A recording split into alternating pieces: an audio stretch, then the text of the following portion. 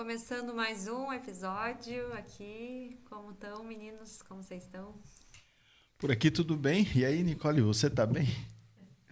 Tô bem, tô de luto com meu ídolo que foi-se hoje, mas tamo aí. Foi hoje, né? Tá triste. Já dei minha lamentada, né? Mas bora que bora. Imagino que o Érico também Mas gosta. no more tears, né? Vamos nessa. Tudo bem aí, Érico? Tudo certo? Vamos nessa. E aí, pessoal, tudo certo? Mais um episódio hoje, um tema muito legal, um tema diferente. A gente está com o nosso convidado, já vou apresentar ele. Lembrando aí nos nossos apoiadores, a Eleve Saúde, que é onde eu trabalho. A gente tem atendimento fonoaudiológico, pediátrico e de geriatria. Atendimento de qualidade, atendimento humanizado. Quem quiser pesquisar, no Instagram a gente tem, né, Eleve Saúde, @EleveSaúde. Lá em Sorocaba, na rua Bernardo Guimarães, número 105, a Torre Business, a sala é 806. E agradecer também a G Perfumes, né, a loja mais perfumada do Brasil. Eles que apoiam a gente aí desde o início. Aproveitar e presentear o nosso convidado aqui, o Rafael Sandrini, linguista, e começar com essa pergunta: o que é linguista? Bom, prazer estar aqui com vocês. Eu não devia ter passado perfume, se eu soubesse que ia ganhar um também. Legal. E essa é a pergunta, né? Acho que quando a gente fala que a gente faz letras, eu sempre tenho a impressão que as pessoas entram na letras pelo motivo errado. Bom, essa é uma opinião talvez pessoal, mas as pessoas acham que por gostar de ler, elas devem fazer letras. Então, gosta de ler romance, novelas, vamos entrar na letras e estudar isso. Tem essa parte, tem literatura, que eu ia bem pior, na verdade, eu não gosto muito.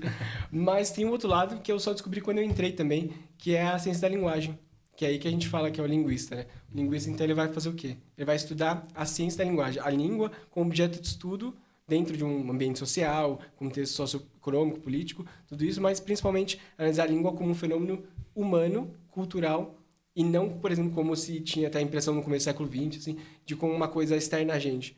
Acho que a gente até reproduz, às vezes, um pouco esse comportamento de falar assim, a língua é machista, a língua é não sei o quê. A língua, na verdade, ela não faz nada. A gente pode depois desenvolver um pouco isso, mas a língua ela só vai manifestar, ou ela vai se concretizar, né? Vai concretizar linguisticamente o que a gente traz como valores, como intenção. Então, o linguista, a diferença na formação é que o objeto de estudo não vai ser os textos literários, não vai ser autores, vai ser basicamente olhar a língua como objeto. Aí você pode fazer uma coisa mais descritiva, de pensar assim, bom, o que ele falou? Ele falou dessa forma, eu vou descrever dessa forma, tentar entender por que se fala dessa forma, e muito menos juízo de valor, assim, de se é bom ou ruim, mas assim, como funciona? É mais essa questão, essa a investigação que a gente faz. Estuda a questão histórica, então, da língua e junto com também. A mudança cultural, vamos dizer que a língua ela é fluida. Sim, tem essa perspectiva. Na verdade, tem vários ramos, né? Tem a perspectiva da linguística histórica, que ela faria esse estudo então, ao longo do tempo. Então, a gente fala em dois tempos, sincrônicos e diacrônicos, né? Sincrônico seria esse tempo que a gente está falando agora. Então, a língua, nesse momento presente do Brasil, século XXI, 2025. Já a sincronia seria... Opa, bati aqui. A sincronia seria analisar o português brasileiro ou o português desde o seu começo, século X, XI até hoje. Aí seria essa análise sincrônica. E aí seria a linguística histórica, né? Que se preocuparia em observar como ela evoluiu, por quais mecanismos, etc. E aí, no meu caso, o que eu acho mais interessante, pelo menos para mim, é a parte da sociolinguística, que vai se analisar com o enfoque, por exemplo, nessa questão do... Não talvez da história, claro, sempre traz, sempre acaba aparecendo. Mas o enfoque é assim, analisar quem fala o que fala, por que fala aquilo, ou talvez não por quê, né? Mas, ou seja, quem é a pessoa que fala e por quê, e como se dá aquele contexto para ela falar aquilo, né? Então, dizer, porque a pessoa diz problema, porque ela diz problema, e por que tudo isso importa? Ou não importa, não sei. É o que a gente faz. A gente fica tentando quebrar a cabeça só para falar assim, é por isso. E aí é assim que funciona. Mas importa, então? Importa? Importa como roupa, né? Aliás, a gente tá falando do perfume aqui. Importa para onde você vai. Se eu for, por exemplo, para... Eu não sei qual é o odor que tem aqui, mas se for uma coisa mais doce, talvez tem um certo ambiente, uma coisa mais chique, aí tem um certo ambiente. A língua vai ser igual. Então, importa se eu chegar aqui com vocês falando, sei lá, palavras que talvez sejam um cultismo, assim, que eu li no dicionário, achei super legal, vi num livro e quero me exibir aqui. Aí talvez tenha uma intenção até minha de por que eu tô querendo falar daquele jeito e nesse ambiente que talvez nem seja meio adequado. A gente caiu uma dessas no nosso último No último entrevistado. episódio, sim. E é bem legal, assim, essa Muito questão, né? Quando a gente ficou até meio que com conflitos, você principalmente, né? Você quer falar que foi você que... O que acontece é que a palavra aqui, né, é postinho. Nós somos profissionais psicólogos e ele médico, Sim, pediatra, trabalhamos em posto de saúde. É. E para mim sempre foi muito comum chamar, né, de postinho, né? Você também, Nicole? Ah, não, Nicole, Nicole é o não, UBS, né? É. Não, postinho também, né? Postinho, né? E aí, quando perguntamos para um profissional que também trabalha... Agora eu fico até sem jeito de falar. Em UBS, né? Ele se identifica como trabalhador de UBS, né? Fala, não é postinho. Como se postinho, né, tivesse uma outra representação. E para nós, o significado é carinhoso até então. Sim. Né? E aí eu ouvi uma outra faceta, um outro viés. Pegou mal, assim, falar pra ele. Sim. Trabalha no postinho. Não, postinho não, trabalha na UBS. O que é isso, cara? Cara, assim, parece combinado, mas amanhã vai ser um vídeo no meu canal sobre isso. legal. Sobre os diminutivos. Na verdade, eu peguei uma... tem uma conta, sempre tem, vira e mexe, aparece uma pessoa aí fazendo, não sei se vocês já viram, no Instagram assim, adivinha os diminutivos. Aí vai falar, casa. Aí você, obviamente, vai falar, casinha. Aí vai falar, casebre. Vai falar, estranho, ok. Aí vai falar, flor. Assim, florzinha? Flósculo. Aí fala, como assim? Aí começa a entrar, né? E você praticamente erra todos, né? Só se você souber algum ou outro, mas... O rapazote, rapagote, sei lá, que seja. Absurdo. E aí eu fiz um vídeo justamente, na verdade eu fiz uma live, né? Sempre faço as lives de sábado e vou cortando. E aí eu fiz uma live falando assim, por que enfim, tem todos os motivos do porquê ela faz isso. Depois, enfim, vão ver no meu canal lá o vídeo, mas eu falo assim muito sobre essa noção da... Como eu disse, assim, talvez criar uma imagem sobre ela por meio da língua, e a língua ela é só um reforço, ou seja, quem fala de uma certa forma não parece bem na perspectiva dela, enfim. E aí, o que acontece? O diminutivo, né? Por que isso é interessante? Porque o diminutivo, nesse vídeo que ela faz, então ela fala, casinha não, casebre, não existe um dicionário casinha. Eu falei, tudo bem, e o que importa, né? Ou seja, por que importa ou não importa ter no dicionário casinha? Primeiro que, enfim, o dicionário, ele não representa a língua, ele vai, na verdade, tentar... Mas, assim, é o contrário. A língua, quando ela já consolidou todos os processos, o dicionário vai, possivelmente ou não, né? Depende, aceitar ou não. Então, ele vai falar assim, já estão falando há 30 anos essa palavra, broto, sei lá. Então, ele fala, bom, agora vamos aceitar broto assim. Só que as pessoas já podem até deixar de falar, por exemplo, e começar a falar outras coisas. E aí, o diminutivo é igual. Talvez casinha, ela não seja o diminutivo, vamos dizer assim, original. Vamos pensar assim, tem um diminutivo... culto, que as pessoas sabem que é casebre, só que não funciona assim a língua, né? Como eu estava falando, não existe o certo e o errado nesse sentido. Por quê? O diminutivo, ele tem muitas funções. Uma delas, como você disse agora, representa, por exemplo, afeto. Então, eu posso falar a casinha como uma casa pequena, mas eu posso falar assim, minha casinha, né? Aqui é minha casinha, aqui eu me sinto em casa. Com esse sentido de afeto, eu posso falar num tom depreciativo. Puxa, essa casinha sua, né? Eu posso falar pro Gustavo Lima, por exemplo, nossa, é a casinha que ele tem ali, né? Claro, ironicamente, porque é o contrário. Sim. Então, todos esses efeitos podem ser causados pelo diminutivo. E ela falar que casebre é o diminutivo legítimo, faz sentido algum? Porque eu falo assim, olha, que casebre esse do Gustavo Lima. Nada a ver. Casebre parece até mais pejorativo. Parece pior, né? Eu acho que tá falando que é uma casa abandonada, largada, sei lá. É muito estranho, né? Viu, mas aproveitando, já apresenta seu Instagram, seu canal do YouTube aí pra galera. No Instagram, a página no YouTube, no Instagram, ela é um pouco estranha, chama Movimento 140. Eu posso explicar por quê, mas chama Movimento 140. Era uma página de poesias no Instagram, e a ideia era fazer poesias diferentes. Então, fazer poesias, sei lá, adaptadas para o Twitter. 140 caracteres. Já era 256, mas a ideia era tentar criar uma identidade. Eu falava assim, será que dá para expressar todo o conteúdo poético em 140 caracteres? Essa era a proposta. Bom, dá, acho que dá. Mas tem que mutilar um pouco o poema, mas dá. E aí a ideia era falar com várias pessoas, sempre colaborativo. Por isso que eu gosto, eu quis até vir pra cá, porque eu gosto dessa ideia de colaborar entre canais e tal. E a ideia era vários autores, pessoas assim, que escrevem poesia independente, mandarem seus textos em 140 caracteres. Que legal. E postar. E aí foi postando, ficou 1 ano, 2 anos. E aí no final eu falei, eu tava estudando na faculdade, terminando a faculdade, pensei, caramba, eu queria falar sobre outros temas. Não queria falar só sobre poesia. Queria falar sobre língua, etc. E aí eu pensei em expandir não só poesia 140, mas movimento. Ou seja, uma coisa mais abrangente. E aí no YouTube eu comecei lendo umas poesias do canal, da página, e fazendo uns vídeos paralelos. E aí no final eu falei que sabia, acho que eu tomei de saco cheio dessa poesia. Acabou, chegou o seu ciclo, o fim do ciclo, ainda existe a página lá. Mas aí a ideia era fazer um movimento para falar de outras coisas além da poesia e ficou meio que o nome, assim, mesmo por isso. Então, Movimento 140 no YouTube, no Instagram, em todos os lugares. Assim. Essa é a origem, lugares, então, né? Do nome Movimento 140. Essa começou origem, assim. Que as pessoas perguntam... aliás, eu até penso em trocar, porque eles falam assim, qual que é o nome? É Movimento... Aí tem que ficar explicando. Então, talvez mude só para Rafael Sandrini, isso aí. Põe meu nome mesmo, né? Porque às vezes no YouTube faz melhor. Mas voltando à questão do diminutivo, né? Enquanto você foi falando, eu fui lembrando, né? Por exemplo, aqui na nossa região... Itapetininga é uma região que tem música caipira, né? E sempre teve muito essa questão do franguinho na panela. Tem até músicas, assim, de raiz, né? E tem... Não conhece?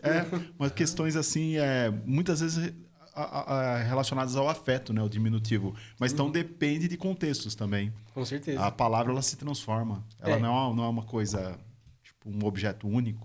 Isso a gente chama de pragmática, né? Na linguística. Então, vários campos da linguística... Um deles é a pragmática, estuda exatamente isso.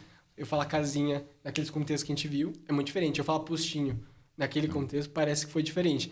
Então, assim, talvez para ele soa como um diminutivo, uma coisa depreciativa, né? Cara, postinho, pô, meu trabalho, eu fico lá de noite fazendo trabalho ali. Mas que não, veio de um lugar de afeto, né? Então, enfim, e a linguagem tem esses ruídos. Mas então, são desencontros que podem acontecer, né? Desencontros, talvez, né? Porque assim, eu posso estar falando de uma coisa, dependendo de onde você se formou, as suas orientações ali culturais, você pode entender o contrário. O contrário. Eu falei para vocês, eu acho, mas eu fiz faculdade em Portugal, né? Então, esse desencontro de língua acontece o tempo todo. Principalmente, por exemplo, lá, termos como rapariga. Em Portugal, rapariga é uma moça, uma menina, uma mina até... no Brasil, a gente sabe como é, né? Então, e aliás, todos os brasileiros que chegam em Portugal, o maior choque deles é assim, cara, meu português é muito mal educado.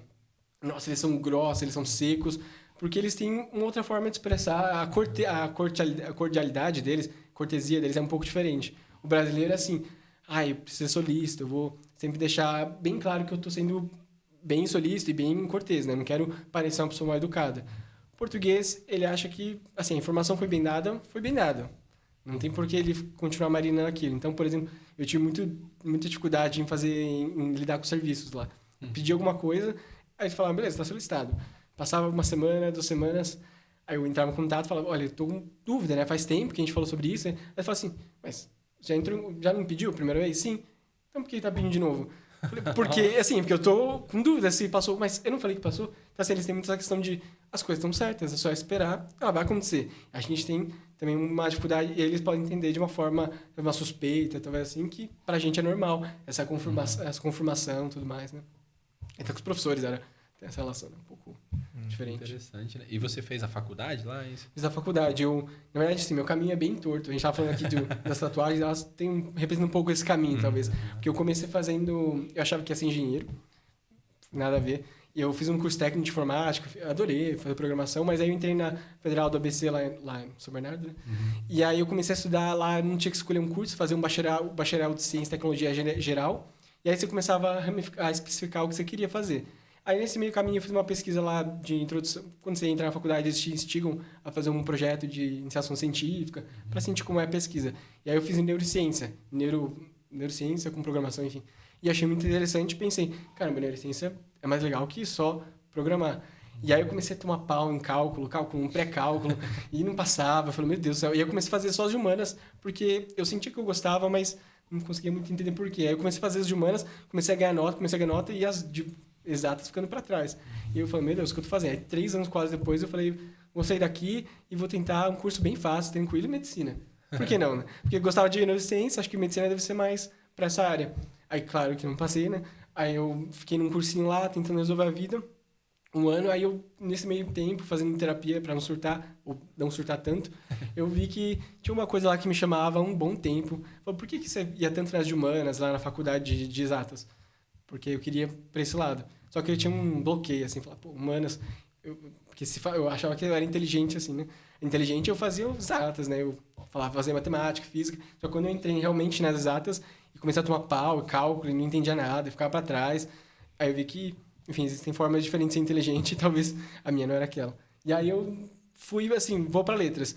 Aí prestei e tal, mas aí um sonho antigo, eu divago muito, assim, se querem, podem ir cortando, mas... Aí eu tinha ouvido falar que em Portugal, a Universidade de Coimbra tinha bolsa. Essa é uma dica até para as pessoas, que tem bolsa de Coimbra 100%. É a única universidade no Portugal que tem 100% de bolsa e que usa a nota do Enem. Nossa, e aí, depois assim, de uns 4, 5 anos que eu vi isso, eu pensei, cara, será que dá? Só que meus pais falaram assim, esquece, não tinha dinheiro naquela época, não vai ter dinheiro agora, é isso aí.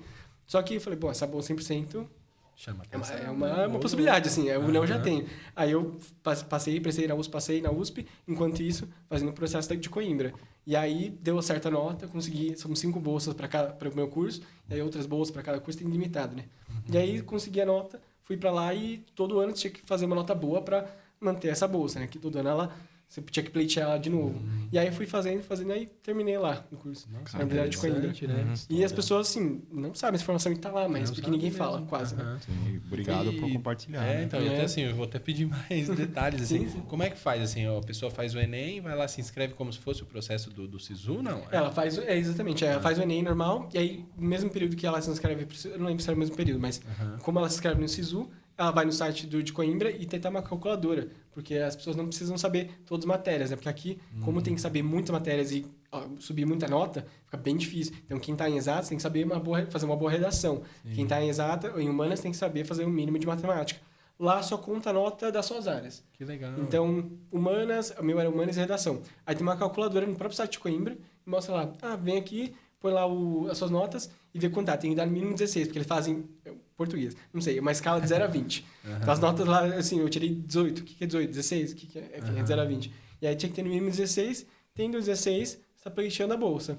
E aí você se inscreve no processo deles, coloca a nota do Enem, tudo. Que sensacional. E no site deles mesmo, tudo bem direto. E você quis voltar de lá pra cá? Então, eu vim casar. Eu tenho a minha esposa, né? Aliás, ela falou pra eu dar um beijo pra ela, então vou dar um beijo pra ela em casa. Ela aceitou essa aventura, a Beatriz, que é médica veterinária. Que legal. A gente, nossa casa é um zoológico, 2 gatos, um cachorro, um hamster. É assim que funciona. E aí a gente tá junto há 11 anos, e aí nesse processo todo ela tava junto nesse processo à distância. E aí enfim, eu fiquei esses 3, 4 anos lá, e ela, enfim, ficou aqui e a gente falou, caramba, estamos 8 anos, 9 anos juntos, a gente quer ficar junto. E pra lá é mais difícil, tem que fazer validação de diploma, tem toda uma... E pra mim era mais fácil. Aí eu falei que sabe, eu vou voltar pro Brasil. E aí, só que o problema é que meu diploma não vale aqui, né? Então eu tô... Então, isso que eu ia perguntar. Daí você tem que validar. Embora aceite o Enem lá, você faz, exato, você tem que vir lá, validar. Tá lá o curso, né? Aí o que você tem que fazer, tem 2 opções. Você pode tentar pedir pra uma faculdade validar, o que é bem difícil, ou faz o mestrado de lá. E tem uma universidade em Portugal, que se chama Universidade Aberta de Lisboa, que é a que eu faço, que é um mestrado remoto. E aí tinha professoras que conheciam as professoras dali, enfim, foi uma boa recomendação. Aí tô fazendo remoto de lá para poder... Porque com mestrado é muito mais fácil de validar, que é um título mais universal. É 2 anos, tese, bonitinho. Porque lá a graduação, por exemplo, não tem tese. É 3 anos e você, teoricamente, tem que emendar direto no mestrado. Lá é muito comum já fazer o mestrado direto. Então, não tem essa ideia. Então, aqui a gente tem muitas horas e uma tese quase, né? Um TCC. Sim. E lá eles só tem menos horas, porque espera que você vai direto pro mestrado. Sim. E aí eu voltei fazendo... remoto ali, dando aula também remoto e tudo. Entendi. E você dá aula para... Agora é curiosidade. Você dá aula para algum aluno de lá, de Portugal? Eu dou aula para uma empresa que é do mundo todo. Então, eu dou aula para... Bom, da Europa ali vai ser França, Espanha, Alemanha, português também. Aula de inglês para português. Da Colômbia, da Argentina.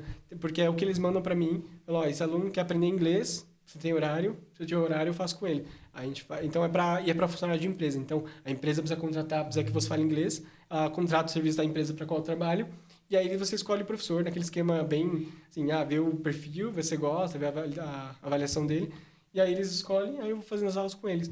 Mas é para direção, assim, profissional, normalmente, né? Inglês e português também. E português também. E espanhol também, né? E espanhol, mas espanhol para outra empresa. Mas, enfim, é o mesmo esquema. Mas o português é muito engraçado, porque eu nunca tinha dado aula de português para estrangeiro. que é bem estranho. Uma experiência bem... Porque assim, a gente pensa na nossa língua, mas pensem em explicar o porquê que você fala o que você fala e como que você fala. Então, falou uma frase agora, mas por que você falou isso? Eu não sei. Enfim, é um outro processo, porque... E aí, é mais difícil ensinar o quê? Português, inglês ou espanhol? É que o inglês eu já dou aula há uns 9 anos já. Porque desde aquele curso de ciência e tecnologia que eu estava tomando pau, eu já começava a dar aula porque eu achava legal. E aí era reforço escolar, começou a ir para o inglês, porque eu já falava inglês. E aí, enfim, foi seguindo, né? Então, o inglês é mais automático, assim. Chegar agora e falar, vamos fazer uma aula sobre tema X.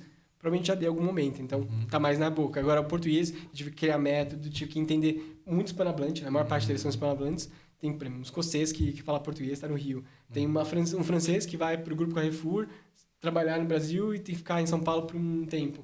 Então, assim, cada uma dessas nacionalidades tem a sua dificuldade, vamos dizer assim. Então, o espanhol, eu já aprendi as deles. Aí, o francês, eles não têm dificuldade, por exemplo, na pronúncia, porque eles têm muitos sons, muito parecidos com a gente, mas eles têm uma dificuldade, sei lá...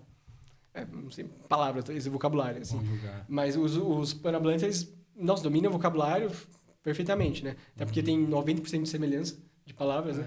90%. Então, assim, para eles, assim, eu só aprendi 10% e adaptar. O problema deles é pronúncia, porque a gente tem muito mais sons, a gente tem uns 4, 5 sons a mais que eles. E esses 4, 5 sons... fazem muita diferença. Você tem que fazer praticamente uma aula de fonoaudiologia. Mas a gente faz a fonética, fonologia, né? Que tem tudo a ver com o curso de... o tratamento fonoaudiólogo, né? Sim, que legal. No caso é um pouco mais... não tão médico, né? Porque eu não tenho esse conhecimento. Mas essa é a vida. E falando, né? Você indo para Portugal, né? Tem tudo a ver, né? Com língua, né? Com linguística. Estamos aqui no Brasil, né? Falamos o português brasileiro, né? O que você percebe, assim, sobre... Não sei nem se minha pergunta vai ter sentido, tá? Mas, tipo assim, a colonização que acontece, né? Também nos foi, de alguma forma, imposto essa língua, né? Uma invasão, né? Uma invasão, né? O que você observou nesses dois... Você brasileiro, mas depois morando em Portugal, a mesma língua, mas mais ou menos também. Né? Você conseguiria elaborar um pouquinho? Tem muita coisa sobre isso, mas assim, tentando ser sintético, né? Eu sou bem prolixo, como vocês podem ver. Então, primeira coisa que eu acho engraçada é que em Portugal isso não é um tema. Isso é uma coisa que é muito chocante, é difícil de entender. Para eles, a independência do Brasil, em 1822, ali, acabou com um problema. Falou, os caras independentes. Por que ainda fala de colonização? Eles não entendem por que isso é um tema. Assim, fala, mas peraí, vocês tiveram a vida de vocês, 200 anos aí, a gente teve a nossa, por que ainda se fala sobre isso? Então, para eles é muito difícil tocar nesse tema. Mais difícil é você, brasileiro, explicar essas mini agressões que a gente recebe às vezes, não intencionalmente, claro, eles não querem agredir. Ou, às vezes querem, mas enfim. Mas às vezes tem umas brincadeiras que você percebe que é de mau tom. Que aqui no Brasil, como a gente falou da palavrinha, que aqui no Brasil não pegaria bem, porque é o contexto, né? E para eles, assim, colonização, vixe, isso aqui foi eras atrás. Porque para eles, por exemplo, não sei se vocês sabem, mas as colônias africanas, ou os países que foram colonizados, Angola, Moçambique, Guiné-Bissau, São Tomé e Príncipe, todos esses países da África, eles foram descolonizados, mais ou menos, na década de 70. Teve guerra, né? Sim. Então, assim, foi assim, cara, o pessoal estava vivo que lutou na guerra. Não é nem o filho, a pessoa que lutou tá viva até hoje. Então, eles acham que para os africanos que sofrem isso, é muito mais recente. Eles falam, mas brasileiro, você já passou isso há muito tempo. O africano, beleza. Tanto que eles têm até a CPLP, né, Comunidade de Língua... Comunidade falando de língua portuguesa, uma coisa assim, nos países de língua portuguesa, acho que é isso. E o Brasil também incluído, né? Tem alguns benefícios, então, mas tem mais para os PALOP, que é os países africanos, né? Que é... muitos benefícios para estudar em Portugal, benefícios, umas benesses aí para, vamos assim, compensar um pouco o que aconteceu. Mas para o Brasil, assim, parece que é dado um assunto fechado. E aí é uma coisa estranha, porque aí você começa a falar, assim, de alguns temas, aí você fala, mas, caramba, parece que, assim, é chatice. Fala, ai, mas colonização, meu Deus. Daqui a pouco vai falar, sei lá, Império Romano, que veio aqui. Parece que é uma coisa, assim, de tão longe que para eles parece, né? Que não vê como essa marca... Até porque, né, a independência do Brasil foi um processo muito continuado, né? Então, um rei português, com seu filho... estava aqui, o filho continuou aqui, português também. O filho dele, da mesma dinastia, ficou... Então, assim, é um processo que não acabou. E aí, depois tem um golpe da República. Então, assim, é muito difícil explicar para eles com isso. E aí, então, essa questão de língua, por exemplo, eles Muito engraçado porque, assim, eles entendem tudo que você fala, eles entendem as referências, eles sabem falar brazuca ou brasileiro, mas a gente tem muita dificuldade. Eu já conheci um pouco porque já me interessava até para saber da Universidade de Coimbra, eu achava legal, ouvir música e tal, mas o brasileiro que vai para lá fica chocado. Eu confesso que, assim, as primeiras aulas teve uma adaptação, uma curva de aprendizagem ali. O primeiro mês foi tentando, assim, algumas piadas, alguns comentários mais baixos que o professor falava, eu não entendia nada, passava, enfim, tentava entender depois. Porque, realmente, assim, eu esqueci a pergunta, assim, mas eu tô só falando agora, porque agora me desinvestei a falar, mas qual que era a pergunta? Desculpa. Não, na verdade, é isso tudo que você está falando, né? Porque eu queria saber mesmo as diferenças observadas por você mesmo na questão da língua, né? E o que isso diz respeito, né? A nossa forma de viver, a forma deles. Porque a língua, em tese, é a mesma, né? Então, mas a história não. Esse é o ponto. Então, esse é o ponto. Então, assim, essa ruptura é uma pergunta que você tem que fazer. E eu tenho um monte de vídeo no meu canal também sobre isso, porque é um tema que aparece o tempo todo. Aliás, um vídeo mais visualizado no meu canal, que tem, sei lá, 17 mil visualizações, que é um absurdo.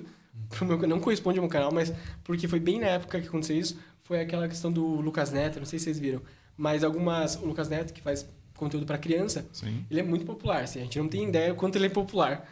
E em Portugal também, muito em Portugal. Porque Portugal é um país muito pequeno, tem 11 milhões de pessoas, eles não têm uma produção cultural muito relevante, assim. O youtuber grande deles, assim, aqui no Brasil é anônimo. Assim, vai ter, sei lá, 100 mil, nossa, o cara é enorme no Portugal, meu, 100 mil aqui, você começou, você tá engatinhando no YouTube, olha lá. E aí lá, os canais são muito pequenos, então eles têm muita referência do Brasil. E aí o que acontece o Lucas Neto, com muita influência lá, instigou uma publicação, foi muito famosa, muito icônica na época, assim, que foi um jornal, acho que foi o Público PT, né? Que é um jornal bem famoso lá. Falou assim, Lucas Neto, as crianças não dizem mais relva, elas dizem grama. As crianças não dizem mais frigorífico, elas dizem geladeira, sei lá, qualquer coisa assim. Ou seja, as crianças começaram a usar muitas palavras que o Lucas Neto usa. Legal. Então, assim, ela não vai rolar na relva, ela vai rolar na grama. E aí, assim, os pais desesperados, falando assim, que é terrível. Uma invasão. Minha criança falando brasileiro, minha criança não sabe mais falar português, ela falando brasileiro. Aliás, até se falar brasileiro às vezes é um pouco pejorativo, mas enfim. E aí eles surtados, pais falando que, meu Deus, eu proíbo, eu não deixo ver.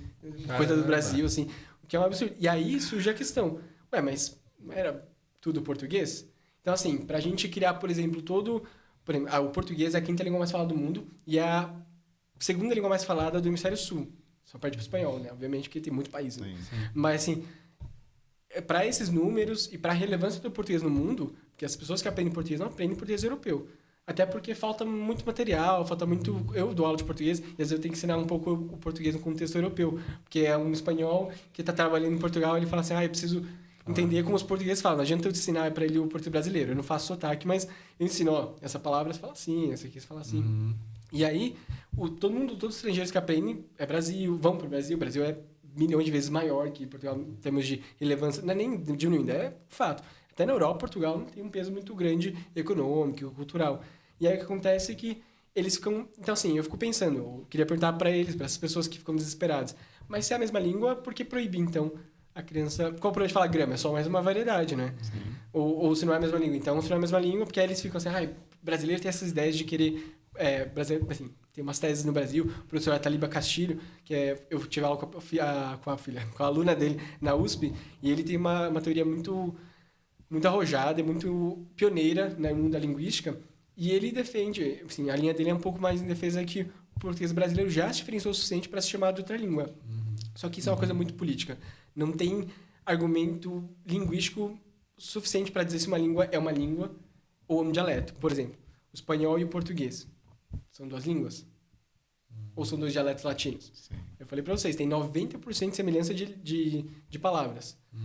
Assim, a transcrição, a intercompreensão é quase 100%. Se eu der para você um texto em espanhol, vocês vão ler quase sem problemas. Então, assim, por que é uma língua e o português é outra? Porque o galego, que é falado no norte, noroeste da Espanha, que fica ali em cima de Portugal, que é onde nasceu o português, eles falam de galego. Que é o quê? É português, é espanhol, não é nada, é uma língua. Portunhol pode ser também, se a gente quiser entrar nas definições de portunhol. E aí, então, essa questão de é língua ou não é? É outra língua ou não é? É puramente extralinguístico. Não tem elemento que eu posso dar todos os argumentos que eu quero para o português brasileiro ser uma outra língua e eu vou ter que aplicar a mesma coisa no espanhol e falar assim, se eu começar a aplicar esses argumentos, talvez eu comece a achar os português e o espanhol muito parecido. Então, assim, é meio complicado. E aí, politicamente, será que é interessante a gente fazer essa divisão? É interessante falar brasileiro e não falar português? Eu acho que para Portugal é pior, minha opinião. Porque na relevância no mundo e tudo mais, o Brasil puxa, né? Sim. E, por exemplo, traduções para videogame, essas coisas, é quase tudo em português brasileiro. E aí eles se beneficiam porque tem uma tradução ali feita, né? Não quer dizer que eles não produzem. Produzem seus conteúdos culturais, mas é muito menor. O Brasil, em comparação à América Latina inteira, é maior. Então, assim, caramba, que orgulho do Brasil nessa hora. Então, eu tô assim, espantado. A gente não é pensa, ideia. Né, nessas coisas. Eu não penso. Eu não tinha essa ideia também. E falando nisso, assim, o primeiro que eu queria saber, mais ou menos, o que é o galego? Bom, depois eu faço a outra pergunta. É que meu canal tem 2 grandes temas, que é esse do Felipe Lucas Neto colonizando Portugal, que é assim, nossa, esse vídeo toda hora tá recebendo view, assim, meu canal, a única coisa que tá ativa sempre é esse vídeo. E eu nunca achei que Lucas Neto seria revolucionário. Cara, o Lucas Neto é o símbolo nacional do Brasil, quem diria, né? Caraca, de orgulho, de independência, de autonomia brasileira e da língua brasileira, né? Caraca, que loucura. Impressionante, né? Tem isso, e o galego é um outro... vídeos da Galícia também dão muita repercussão, porque não se fala tanto sobre isso, né? Ou não é comum falar. O que acontece é, o português, ele nasceu... eu não sei se vocês lembram na escola, mas a gente lia aquelas cantigas de amor, cantigas de amigo, Dom Diniz, o Cancioneiro, não sei se vocês lembram disso, mas a gente lia uns poemas medievais que pareciam um português meio espanhol, e a gente, enfim, acho que também tem a geração diferente, a geração de estudo da língua portuguesa e também o lugar, né? Faz muita diferença. Mas, enfim, é comum começar... A história da língua portuguesa começa onde na escola? Começa pelo nome que eles colocam, eu esqueci agora. Trovadorismo. Pelo trovadorismo. Aí começa lá o trovadorismo, aí, primeiros documentos escritos, Dom Diniz, que era um rei lá de Portugal, um rei bem importante, tem uma estátua, né, em Coimbra dele, tem uma importância ali.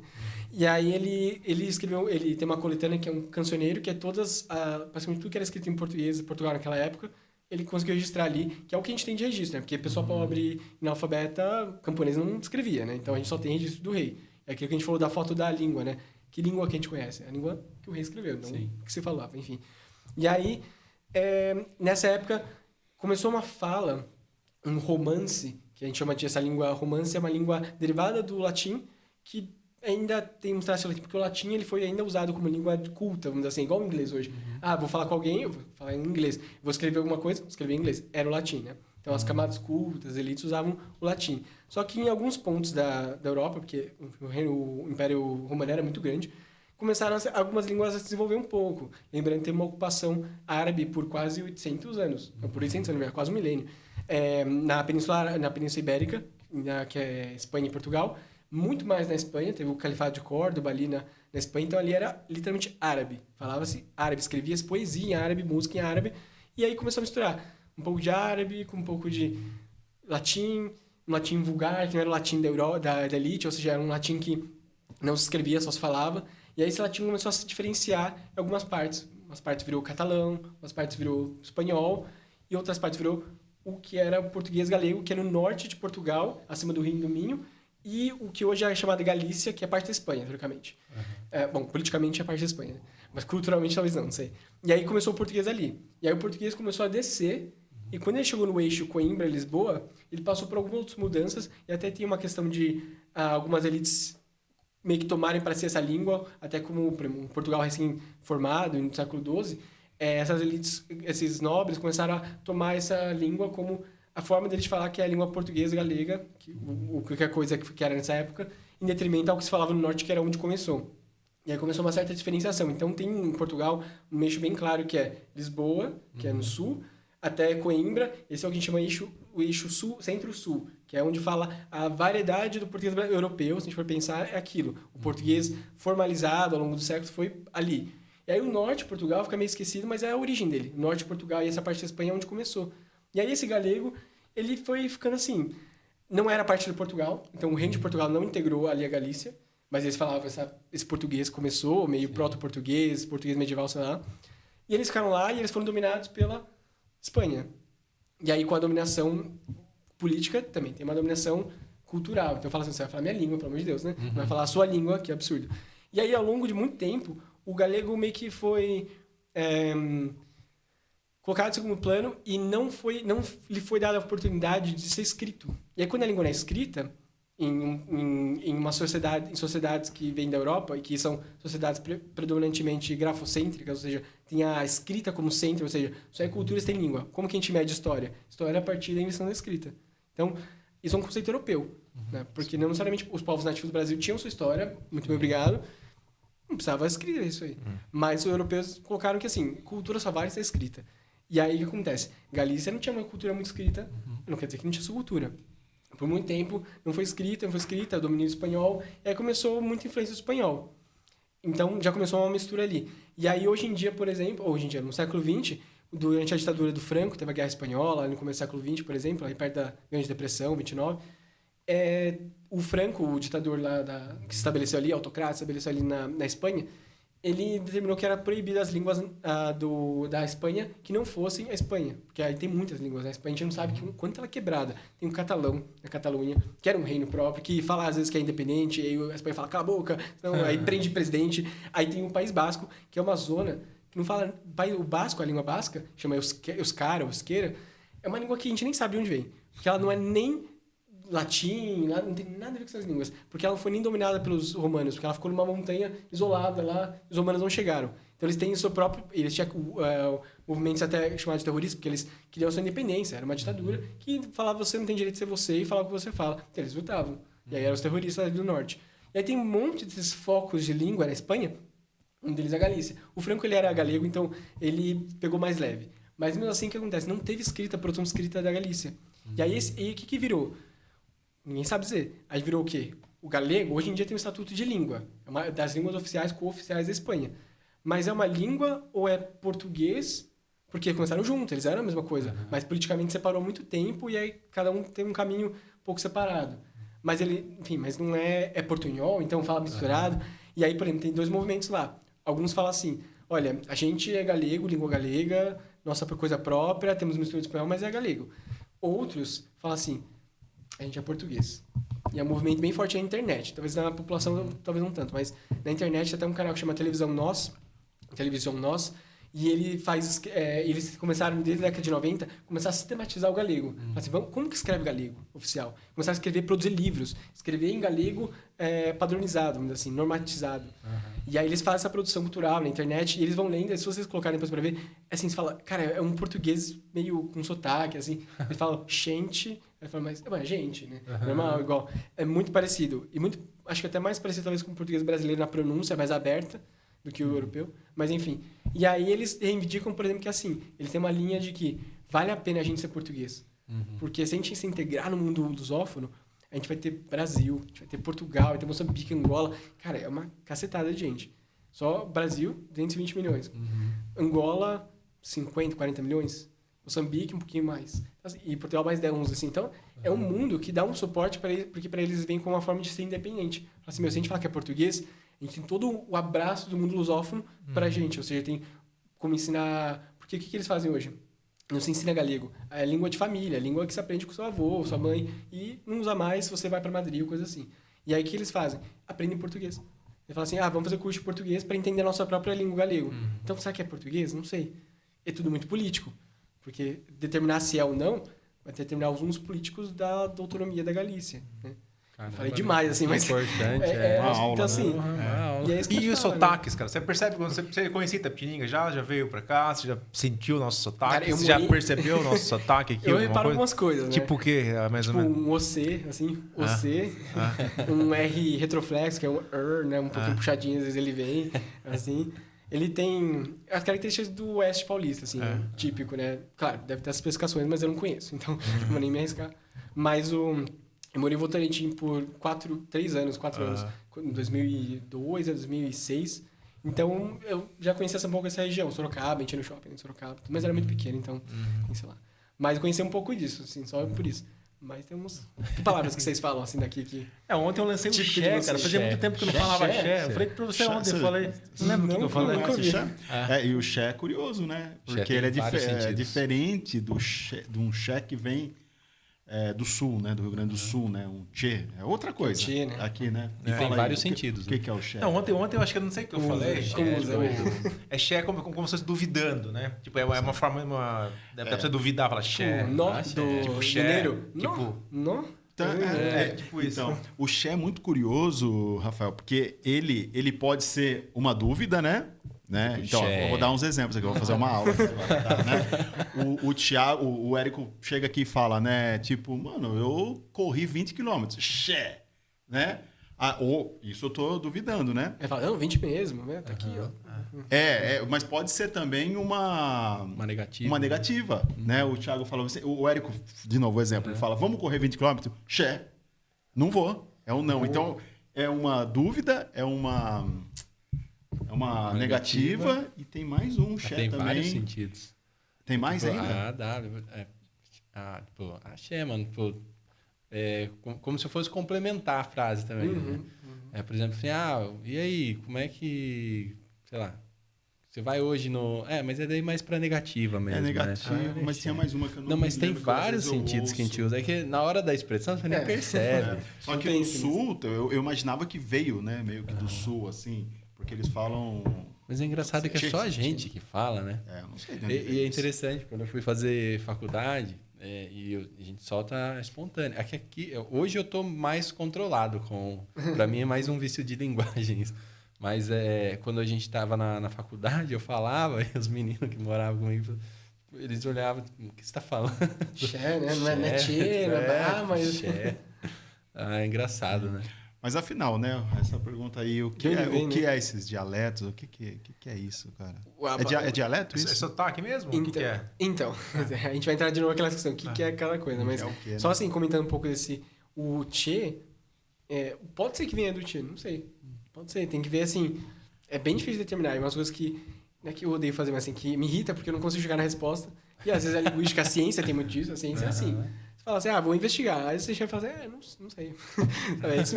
E as ciências duras, né, como a ciência química, a biológica e a física, tem muito disso. E as humanas, muito mais. Mas a gente fala assim, não sei. Não sei. Muitas pessoas perguntam, por exemplo, do chiado. Vem um chiado. Aí fala, enfim, tem umas teses ali. Fala, vem dos portugueses. É difícil de defender, enfim. Mas, enfim, eu quero dizer, é difícil saber. E aí a gente teria que fazer um estudo... Uma gíria, talvez. Ela pode ser um marcador discursivo, que é tipo assim, igual falar, complicado, né? Isso aqui não tem um sentido muito lexical, não é uma palavra que significa alguma coisa, mas só para dar uma inicial ou para manter o canal aberto de comunicação. Então, por exemplo, se a pessoa vai falar comigo, eu falo assim, xé, né? Tipo, para tentar continuar a conversa, para, enfim, fazer a interlocução, pode ser também uma coisa assim. Tem que estudar, só que o problema é isso. Aí ele fala assim, então eu quero me debruçar sobre isso. Então, meu mestrado vai ser sobre isso, meu doutorado... Aí, como que eu vou estudar isso? A gente fala dos documentos. Eu vou olhar para que documento? Documento escrito? Quem que vai escrever xé? Acho que escrito não tem. Só tinha uma pastelaria, que eu nem sei se existe mais, que era Beiralinha, ele tinha um cardápio escrito dicionário do xé.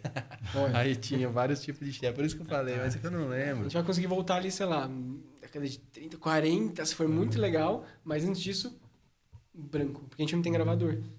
E aí é isso que a gente fala da questão de, tipo, como a gente investiga isso? Difícil. Por isso a importância do caso do europeu da escrita, né?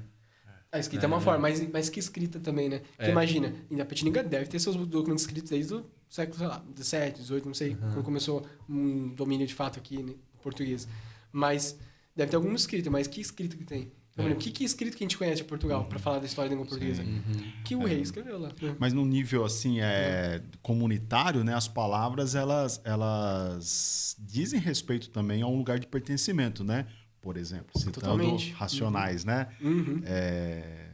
Jing fala gíria não, dialeto, né? Porque é uma... Não sei se você conhece essa música, Negro Drama. Eu conheço casualmente, mas eu acho muito, muito bom.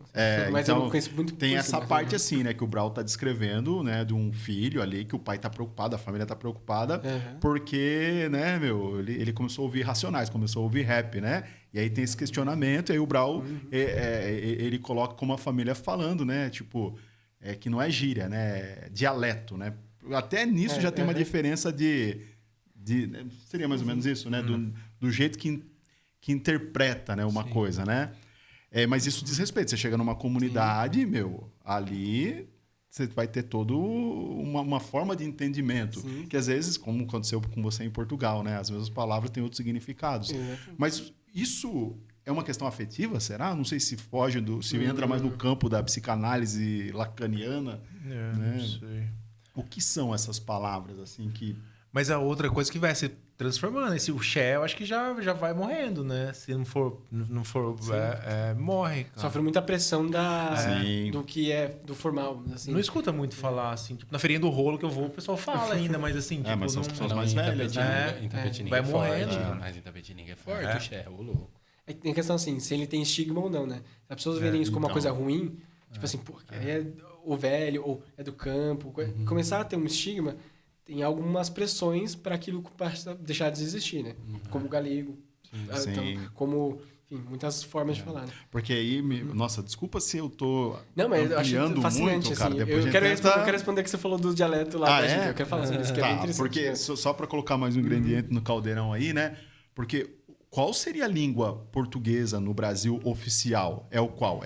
Porque quando vem lá Jornal Nacional, ele tá falando... Parece que os jornalistas tentam ter uma língua padronizada, né? Até então tinham, né? Enfim, mas se quiser voltar um pouco aí... Porque isso aí a gente vai entrar no que a gente fala de norma padrão, norma culta. Isso. E, enfim, a gente vai entrar... Por que significa cada coisa, né? Assim. Que é bem legal também. Tá. Mas só para responder que eu acho muito curioso, porque o rap... Eu comecei a ter contato recentemente com o rap. Não faz parte do meu vocabulário musical, vamos dizer assim. E, realmente, assim, rap significa ritmo e poesia. E é isso mesmo, assim. O jeito, assim... Cara, é uma sagacidade de uso das palavras que é uma coisa bizarra, assim.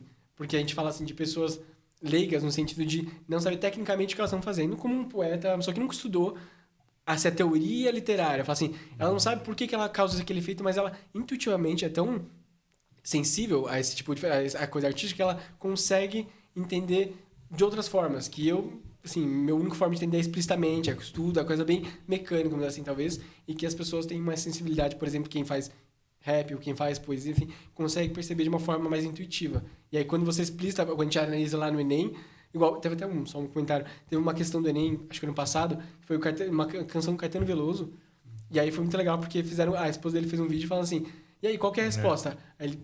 Cara, acho que nenhuma, assim. Eu não pensei nada disso. Aí eu olhei a resposta e, tipo... Aí o Enem, eu falava a resposta... Não, o Caetano quis dizer... Eu não quis dizer nada disso. Não era isso que eu tava pensando, não. Porque, intuitivamente, ele chegou naquilo... Mas não tem aquele pensamento que eu, por exemplo, vou analisar... Tentando escrever e colocar ali uma voz que não existe no Caetano, né? Por exemplo. Então, assim... O rap, por exemplo... Eu conheci um pouquinho mais, assim...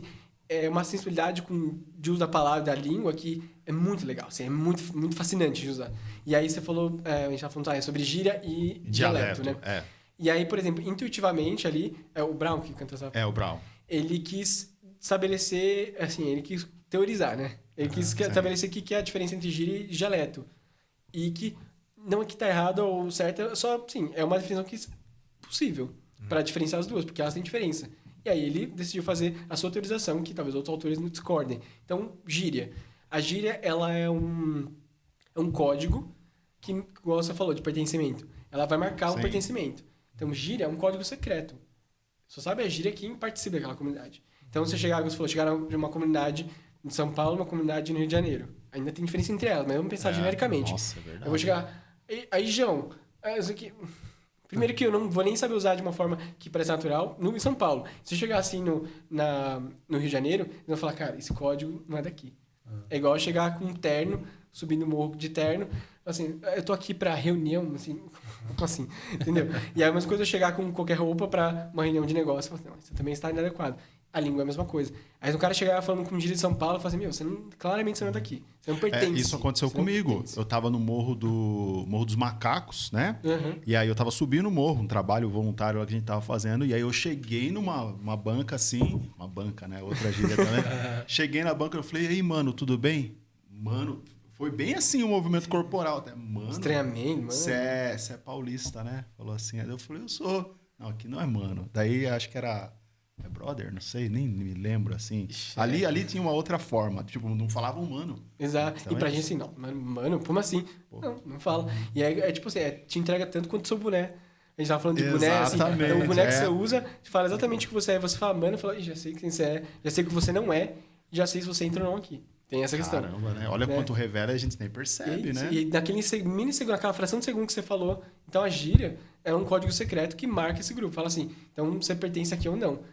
E, claro, tem os seus momentos de usar. Então aqui eu posso ter minha gíria com meus amigos, meus colegas, mas aqui eu tô uma fala vigiada, significa que eu tô pensando no que eu tô falando, eu tô prestando atenção no que eu tô falando. Igual a gente falou, você estava relaxado ou não. Eu tô prestando atenção no que eu tô falando, eu tô pensando nas palavras que eu falo. Eu falo mais devagar até para eu pensar no que eu tô falando. Às vezes eu paro, penso. É uma fala vigiada. Se eu começar a entrar num assunto muito pessoal meu, talvez eu esqueça um pouco de vigiar e aí saem outras coisas. Mas enfim, e aí entra as gírias. Mas aí então a gíria ela vai marcar então um grupo. Só que nesse caso, olha só, a gíria ela tem um tom negativo, né? Gíria assim, é coisa que não sabe falar direito. Ah, ele fala com muita gíria. O negócio falou, é vício de linguagem. Ah, é vício de linguagem, é gíria. E aí o Brown falou nesse caso. Então, a gente fala gíria. Isso aqui é o nosso dialeto, né? Aí, enfim, dialeto e língua tem várias definições. Tem gente que define, por exemplo, em Portugal muito com a definição do Paiva Boléu, que é assim, dialeto ele seria uma língua morta já, ou não em desuso, ou já meio que, assim, já não é muito viva. E os falares, uma definição eu acho até bem legal, os falares são as coisas vivas ali. Enfim, uma definição. Mas tem gente no Brasil, por exemplo, que define dialeto como as variedades, né? Então, o português tem um português, e aí cada variedade vai se definir como um dialeto. Enfim, a gente pode... Eu não tenho ainda uma opinião muito clara, mas eu gosto da ideia de falar. Enfim, foi a escola que eu aprendi, né? Lá em Portugal foi meio que isso, então a gente acaba ficando nisso aí. Mas então aí o Brown fala o quê? Bom, eu de novo, pondo a voz do Brown que ele não tem. Mas que eu não tenho direito nenhum, e ele que falou, mas enfim, a gente tem que analisar como. Que gíria carrega um estigma. Por isso que a gente fala que a língua nunca é neutra. Eu só falo assim, posso falar nada aqui, não posso falar uma palavra. Claro que pode falar, mas sabe que a palavra que você fala tem um peso. E ela representa muita coisa. A gente falou postinho, representa você falar mano. Tudo aqui tem um peso. E qual peso você quer dar pra pessoa falar, né? Quer deliberadamente falar, então, eu quero falar mesmo. Beleza, essa é a sua opinião. Você quer ser respeitado? Quer ter uma interação legal com as pessoas? Eu pensaria nessa palavra ou não. E aí o Brown fala, então, não é gíria, não é coisa de... não é assim, uma coisa que a gente solta porque a gente tá relaxado, a gente não sabe, é meio refletida, né? Assim, eu uso gíria porque eu não sei falar. Assim. Não, a gente sabe falar, a gente quer falar assim, aliás. É isso que a gente quer, exatamente isso que a gente quer falar. A gente quer marcar, isso aqui é a língua é nossa identidade. E o Brown, ele teoriza já nesse sentido, eu nem conheço a música, mas assim, ele já teoriza falando que língua, a identidade, a cultura, língua, é tudo isso junto. E a primeira coisa que você mata quando você domina alguém é a língua. Nossa, né? O Érico gosta dessa parte também, né? No mesmo disco tem uma música que é Playboy bom é chinês australiano. Na minha cabeça. Como é que é? Cita aí. Como que é? Você não lembra? Lembra. Playboy bom é chinês australiano. Fala feio, mora longe e não me chama de mano. Por quê? Aí já é minha interpretação. Você tem a sua? Você tem a sua, Érico? Se você quiser falar sobre como que você entende. Porque eu acho que porque é na verdade, uma cooptação, né, de gírias e tal, como tipo qualquer tipo de movimento social, tipo punk mesmo, né, cooptado. Hoje, mano, você fala em condomínio, você fala mano. Fala, hoje, mano, né? já então dominou, foi mais né? ou menos isso que eu acho que eu também. É porque o que acontece? E aí, vamos lembrar também, recorde de época, né? Putz, se deixar eu me empolgo, porque eu sou do rap, né? Não, mas vamos lá. Cara, eu falei, eu acho fascinante, então eu tô aprendendo aqui um pouco. Ano 2001 e 2002, né? O mano ainda não estava tão popularizado que hoje em dia realmente, né? Até os cantores sertanejos estão falando mano e tal, né? Nessa época estava mais raro. Só que quando alguém que tinha essa identificação com a cultura do rap, da periférica, né? Você chegava em alguns lugares de playboy, né? De condomínio, pessoa de outra classe, e isso acontece. Eles começam a tentar falar com você na gíria, só que fica infantilizado, sabe? Só criança. Tipo, como tivesse que falar diferente, porque você é do morro, sei lá, daí tipo... Então, eu entendo pelo menos essa parte dessa forma, né? Mas playboy bom é chinês, australiano, que eles estão longe, eles não estão tentando, tá ligado? Enturmar, né? Enturmar, cooptar, porque às vezes parece quase um experimento de ser bicho de zoológico, tá ligado? Eu sei que eu tô indo muito além, assim, mas sabe, tipo, como fosse infantilizado. Sabe quando você vai falar com uma criança e aí você muda o tom da sua voz? Simplifica, né? Papai quer comer, ou seja, a criança não vai entender se você chama de baby talk, tecnicamente fala baby talk. Tem né? esse... Então, e isso parece que acontece, entendeu? Em algumas culturas, né? Daí você vai falar, sei lá, você vai falar com os indígenas, daí você começa, tipo, mudar o seu jeito como se...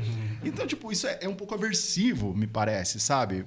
Pelo menos ali, quando o Brau tá cantando. Então, tipo... O Bonzo é o chinês, ele acha ruim. Exatamente. Cara, mas você vê a importância da ciência, né? Da linguística mesmo, né? Assim, que você consegue realmente estabelecer limites e compreensão de alguns fenômenos que só a partir da língua, né? Que você consegue. E a gente não chega a conclusão muito clara. Eu tô falando aqui um monte de coisa e poucas vezes eu falei assim, definitivamente o que é. Eu tô dando pra vocês possibilidades. Claro, eu vou ter uma preferência. E aí eu vou falar, tanto que o que eu escolhi falar, eu escolhi já. Então eu já apresentei pra vocês o que eu gosto mais, talvez. Mas, enfim, mas é curioso, porque... Ai, que tanta coisa, agora eu até esqueci. Tanta coisa que você falou longe, que né? me deixou assim com a cabeça tinindo pra lá e pra cá. Borbulhando. Mas eu posso estar errado nessa interpretação também. Não, né? é muito, eu acho muito até correto. Eu falei, intuitivamente, chega a ponto que a gente teoriza, às vezes chega formalmente a essas conclusões. Por exemplo, essa questão a vulgarização. A gente acha a vulgarização uma coisa ruim. Vulgarização, teoricamente, é só aquilo virar popular. É virar o famoso popular. Por exemplo, o funk. O rap e o funk popularizando, o que populariza ali? Assim, a gente começa a ver playboys em festa tipo, de milhões cantando funk. Vou descer... O que você tá falando? Descer morro? Que morro que você tá falando? E é uma coisa assim, parece uma desconexão. Você fala assim, eu tô vendo isso mesmo. Tipo, os caras cantando sobre a realidade do morro... Uma festa de playboy cercada de muro, gentrificada, falando assim, não, ninguém entra aqui, sou com segurança. E é bizarro, mas é uma consequência da vulgarização, da popularização. Então, o rap popularizando, então, Mano Brown, eu acho que o nome deve ser de uma época em que Mano não era muito comum, né? Não era muito comum. E aí, como popularizou. O que acontece? As pessoas começam a usar. É igual o La Ele, vai, um recente. O La Ele, eu nunca tive falado esse negócio. De repente, todo mundo fala, La Ele. O pessoal de São Paulo, o pessoal do Rio de Janeiro, fala... Mas não tem nada a ver aqui, é da Bahia, se não me engano. Da Bahia, não? De Pernambuco? Não sei de onde é. Eu nem sei pra onde vai assim. Apareceu e dominou. E agora você fala lá ele, não é mais uma gíria. E aí acontece, esse grupo perde a identidade. Igual o Mano falou, agora eu não vou falar Mano. Agora perdeu o principal de uma gíria, que é o segredo. Tem um segredo também. Ou seja, só conhece aquela gíria quem fala, quem seja a gíria. Então, se eu falar, por exemplo, se falar alemão, é uma gíria talvez desgastada, mas alemão como codinome para policial é uma gíria, é um segredo. Até por um fim bem, assim, tem que ser segredo mesmo, pelo fim para que serve. Mas, então, quem usa aquela palavra, eu já vou saber, esse cara é meu. Agora, então, naquela época, talvez quem usa mano, fala, esse aqui eu posso relaxar porque ele me entende, é da minha quebrada. Já se o cara não fala mano, eu já sei, putz, esse cara não é daqui. Agora, o problema é que ficou, mano, você, mano, ele, mano, o cara da Playboy, mano, o empresário. Agora não tem mais como identifico. Mas todo então mundo perde fala, a potência da palavra? Perde totalmente. Perde e a aí potência. começa a entrar em desuso. E aí começa a ter que procurar outras gírias se renovam e buscam. Então, hoje, mano, não é mais gíria. Se chegar assim, mano, tem que fazer um trejeito estereotípico de uma pessoa de quebrada, ela fala, fala viado hoje, né? Viado, por exemplo, viado, demais. Viado positivo, né? E é uma ressignificação, mano, né? Que é mais ainda. Será que é do mano? Viado? Viado, realmente. Como mano. Mas olha só que coisa, né? Parece que houve, né? Porque já foi pejorativo, né? Em alguns grupos, né? Falar viado. Agora viado é amigão, virou cara. Virou tabu primeiro, né? Então, ou seja, primeiro era assim, pra xingar, eu quero te falar, eu quero, mano, te pôr pra baixo, vou te chamar de viado. E aí depois virou um tabu. Não, fala viado. Não fala. Corta o vocabulário. E aí depois voltou como um marcador discursivo, assim, como um vocativo, né? Que é um chamativo pra alguém. Faz isso não, viado. E aí perdeu totalmente, ele foi ressignificado. O mano pode ser ressignificado também. Mas o viado é um puto exemplo. Outra coisa, pai, né? Pai, mano. Joga pro pai, joga pro pai. Isso que você falou aí, joga pro pai. Joga pro pai. Desce pro pai, vem no... Ixi, mano, e aí, velho? E aí, começou a perder. Então, assim, antes quem usava, entendia que eu falou pai ali, aí chega um cara claramente assim, de novo, com a roupa transmitindo, falando o que ele não é, ele falando pai, você fala, isso aí... É igual, já viu aqueles vídeos do pessoal tentando pegar desconto no Rio de Janeiro? Paulista assim, treinando. 10, aí meu irmão faz 10 faz... Ele fala assim, aí ele chega assim... Aí, meu irmão, 10 faz, ele, pra Paulista é mais caro. Ele treinou um tempão ali, aí ele chegou na hora... Aí, meu irmão, 10 faz, achando que tá arrasando, cara. Não, Paulista paga mais, tá?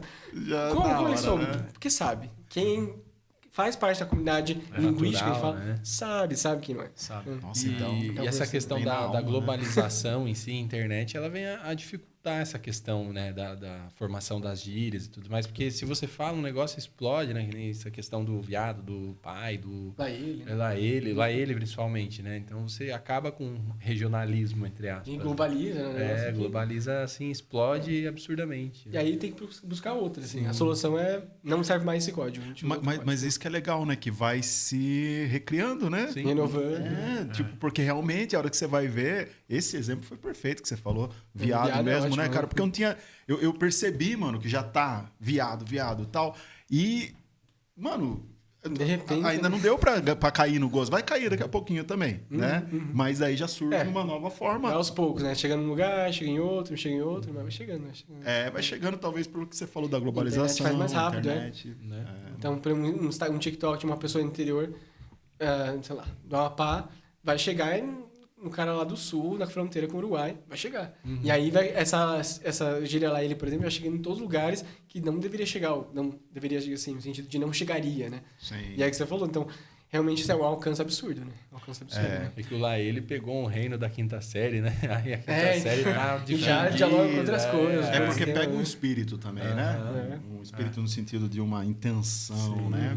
E aí, mais uma coisa que eu tenho observado, isso eu estou achando muito louco o que está acontecendo.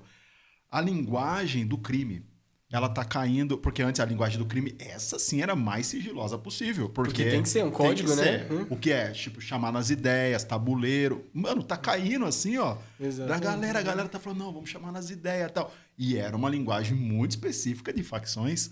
E aí, cara, até isso a internet, você consegue saber. O que tá rolando, como eram as comunicações pelos radinhos, telefone e tal. Imagina pra essa galera assim, tipo, agora você não pode mais falar esse código, porque todo mundo vai entender. Falar assim, ele vai chamar nas ideias. Todo mundo já sabe o que você tá querendo fazer. Então, melhor troca gíria. Aí vai mudando. Não sei qual que é, porque tem que ser segredo, né? Que a ideia não sabemos, né? Não somos do crime. A ideia não é ser de popular, né? Se popularizou, perdeu o sentido, né? Sim. Eu queria te fazer uma pergunta, não sei se vai mudar muito, mas... você falou que a linguagem, né, é um material, é um instrumento, em algum momento? Eu acho que é o contrário. Ela não é um instrumento. Ela não é um instrumento, tá. Mas o que eu quero dizer? Vamos lá. Onde eu quero chegar? Nós chamamos criança, essa é a palavra que nós usamos no Brasil, criança, para esse ser pequeno, né, filho de um pai e de uma mãe.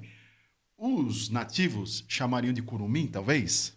Pode ser. Não sei se é uma das palavras. Depende. Tinha 5.000 línguas aqui. Alguma delas... exatamente. Mas o objeto chamado, no caso eu estou falando uma criança, né? Será que a relação muda de acordo com a palavra, né? Tipo, em inglês seria children, né? Uma criança, né? Não sei. Kid. Uma das palavras. Child, kid. Umas coisas assim. Mas, tipo, será que muda o jeito que a gente olha de acordo com a nomenclatura que aquilo recebeu? Nem sei se faz sentido. Não faz. Aliás, sabe como chama criança em Portugal? Puto. Aí.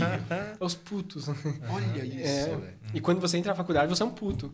E aí minha irmã, ela fazia muita piada. Meu irmão, puto. Em Portugal. Exatamente, é puto, né? Então, e não é ruim falar isso lá. É normal. Os putos ali, eles vão brincar. Assim. E pra gente, assim, soa... quase uma agressão ao ouvido, né? Igual pra eles soa rapariga. Ou pra gente, quer dizer, o rapariga, quer dizer. E pra eles não soa normal. Por exemplo, lá o você é meio não pejorativo, mas você se usa muito só com gente mais velha, assim. Só com gente normal, assim, da nossa idade, ou com quem está no mesmo nível, vamos dizer assim, hierárquico, né? Então, pra eles é meio estranho, assim, pode soar até meio ofensivo, assim. Eu tive que tomar muito cuidado com um professor, por exemplo, que lá tem uma formalidade que eles chamam o professor de Stor, que é professor doutor, que é Stor. Que aí eles têm um chá, né? Aí fica Stor, que é o professor doutor, ou o professor, ou então tem que falar sempre assim, o professor pode explicar outra vez? Porque chegar um você, teve um aluno lá que falou assim, que eles usam tu de forma informal, a gente não usa tu, mas eles usam o tu informal. E aí o aluno tava pedindo pro professor explicar de novo, e ele mandou um tu lá, alguma coisa, o professor, calma aí. Ele parou, falou, você não vai falar assim comigo, respeito. E o aluno não foi nem a maldade, mas o professor estabeleceu ali, você não fala assim comigo. Então, tem uma formalidade da língua que talvez aqui a gente tenha em outro sentido, né? Mas eu esqueci porque a gente tá falando disso. Então, puto, né? Então, pra eles, puto é normal, enfim. Mas, com certeza, tem um filósofo... Enfim, tem uma categoria de pessoas que era meio difícil de escrever, porque era uma coisa que ainda não estava muito formalizada. Ninguém fez faculdade disso, mas tem um pensador, vamos dizer assim, que é a palavra-chave para escapar dessas definições. que é o Wittgenstein, que ele tem uma frase bem famosa, que é: os limites do meu mundo são os limites da minha linguagem. Ou, ao contrário, os limites da minha linguagem são os limites do meu mundo. Ou seja, eu só consigo aprender a realidade por meio da linguagem. E a linguagem, a gente vai entender tudo. É gesto da mão, tudo isso é linguagem. Língua é um objeto específico. Tá. É outra coisa. Né? Tanto que nos fala linguagem de sinais. É língua de sinais porque é uma língua que tem sua linguagem ali no meio, né? Expressão facial e tudo mais. E aí ele fala, o mundo que eu entendo, eu só entendo a partir da minha língua, da minha linguagem, na vez. É verdade. Então, por exemplo, que a gente estava falando do... Eu tinha um exemplo para falar, mas eu esqueci agora. Mas, enfim, um gringo vai ver um fenômeno que a gente vai ver de um jeito e ele vai ver de outro. E tudo tem tudo a ver com como a nossa língua molda o que a gente pensa, né? Ou linguagem, no caso, mais geral. Então, por exemplo, você falou que a língua é um instrumento, né? Eu acho que não é. Eu acho hoje em dia é difícil defender. Você tem que ser muito estruturalista, muito conservador para pensar nisso. Porque a língua é um instrumento significa que ela é neutra, assim, ela é igual isso aqui. Ou isso aqui, talvez. Eu posso usar para beber água, café, chá, uma vodka, qualquer coisa. Posso quebrar a sua cabeça, posso usar uma arma. Então, assim, um instrumento é isso. Não tem personalidade. Ele não tem nada essencial nele. Talvez tenha uma essência de recipiente, mas posso usar um propósito completamente diferente. Tacar ele em alguma pessoa, uma arma. Enfim, a língua não é assim. A língua, ela só existe por meio das pessoas. Então, assim, ela existe como um fenômeno cultural. Da mesma forma, ela só existe porque tem uma sociedade em comunidade. Só tem pessoas em comunidade. E aí, como eu vou pensar o mundo tem a ver com onde eu fui criado, por que eu fui criado e como eu falo as coisas, né? Então, a gente, por exemplo, entender... Eu até fiz um vídeo sobre isso. O porquê que uma neve depois do inverno é uma, porque uma neve específica é outra, depois de uma geada, porque para os povos eu não lembro agora, os povos ali do norte da Rússia, esqueci o nome, enfim, eu fiz um vídeo e depois acabou na minha mente. Eles têm, olha que engraçado, com a mudança climática, esses pesquisadores fizeram um trabalho muito assim, detalhado, fizeram um gráfico de assim, quando a neve está nesse ponto, ela tem uma palavra, quando a neve está nesse ponto, outra palavra. E isso determina, a linguagem determina a passagem do tempo. Então, ele fala assim, a neve é isso, significa que está pós, sei lá, final de primavera, começo de outono. Ou significa que está úmido por causa da chuva. Isso tem tudo a ver porque eles vêm do pastoreio de renas. Então, e se a neve está muito alta, a rena não chega na grama. Se a neve está desgastada, é uma boa ali para a rena comer, enfim. E aí, com a mudança climática, essas diferenças começam a ficar um pouco mais uniformes. Então, começa a não ter uma separação muito clara dessas estações. E aí as palavras se perdem. Então, porque não faz sentido mais falar de uma palavra de um período que nem existe mais porque a mudança climática afetou isso. Então, com certeza. Então, a noção de tempo das gerações novas é diferente da terceira geração anterior. O seu avô vai ter um vocabulário, uma visão de tempo, de espacialidade, que é totalmente diferente. Por exemplo, como a gente divide nosso dia hoje? Trabalho, basicamente 8 horas, tá? Que é basicamente uma herança da Revolução Industrial. A gente falando de exploração e tudo mais. Ou seja, a gente define a nossa vida pelo trabalho. Então, por exemplo, eu vou viajar, vou entrar de férias daqui a 2 semanas. A minha vida está baseada nessas férias, porque é o que eu consigo negociar com a minha empresa. Não é as férias, assim, não é o momento, talvez... Bom, é pico do inverno, né? Mas, assim, historicamente, assim, não é um momento que, naturalmente, eu pararia de trabalhar porque eu estou mais cansado, porque... Não, eu estou determinado por outras coisas. E a língua é a mesma coisa. O que está determinando o que eu vou pensar vai ser a minha formação linguística, né? Acho que tem que mudar o nome, não é férias mais, é sei lá o quê, descanso, sono, eu dormir. acho que nem é descanso, assim, tipo, investimento. Para a empresa é um investimento, porque eu não posso te esgotar demais. Não é férias mais. Porque aí você vai começar a não ser muito produtivo. Então é melhor... não gasta tanto ele, assim. Eu tenho alunos que eu dou aula para eles, eles não têm nem para estudar. A empresa fala assim, você tem que aprender espanhol, você tem que falar com o México, tem que falar com o Colômbia, o Chile, você tem que aprender inglês, você tem que falar isso aqui. Aí o aluno chega para mim e fala, olha, eu tô cancelando aula. Eu falo, mas por quê? Eu falo, não consigo. Eu tenho reunião atrás de reunião, trabalhei hoje 12 horas, outra 10 horas. Eu falo, então a empresa está pagando. Olha como não é eficiente, não faz sentido nenhum. A empresa paga e eu às vezes ganho só por esperar o aluno, porque o aluno não vem, porque ele está numa reunião e não vai fazer o curso porque a empresa está pagando, mas eles não conseguem determinar um tempo para ele fazer isso. Ou o aluno vai chegar depois de 12 horas, ele vai estudar. Não vai. Eu tenho até assim, vergonha de falar, ei, fez a tarefa? Pô, tarefa nada. Dormiu, você viu suas crianças, viu seus filhos?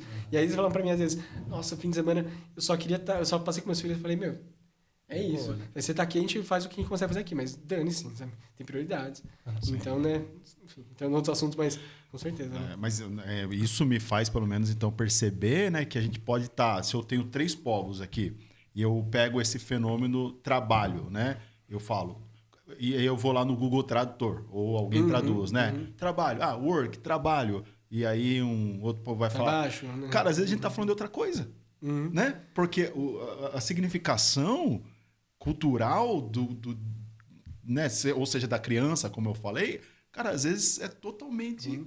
Por exemplo, o que era trabalho Por exemplo, tem uma questão muito interessante quando os espanhóis chegaram na América Central, América, enfim, Latina de forma geral, mas principalmente na América onde é o México hoje, talvez, vamos pensar assim, Guatemala também, que é onde tinham os mexicas, os aztecas, né?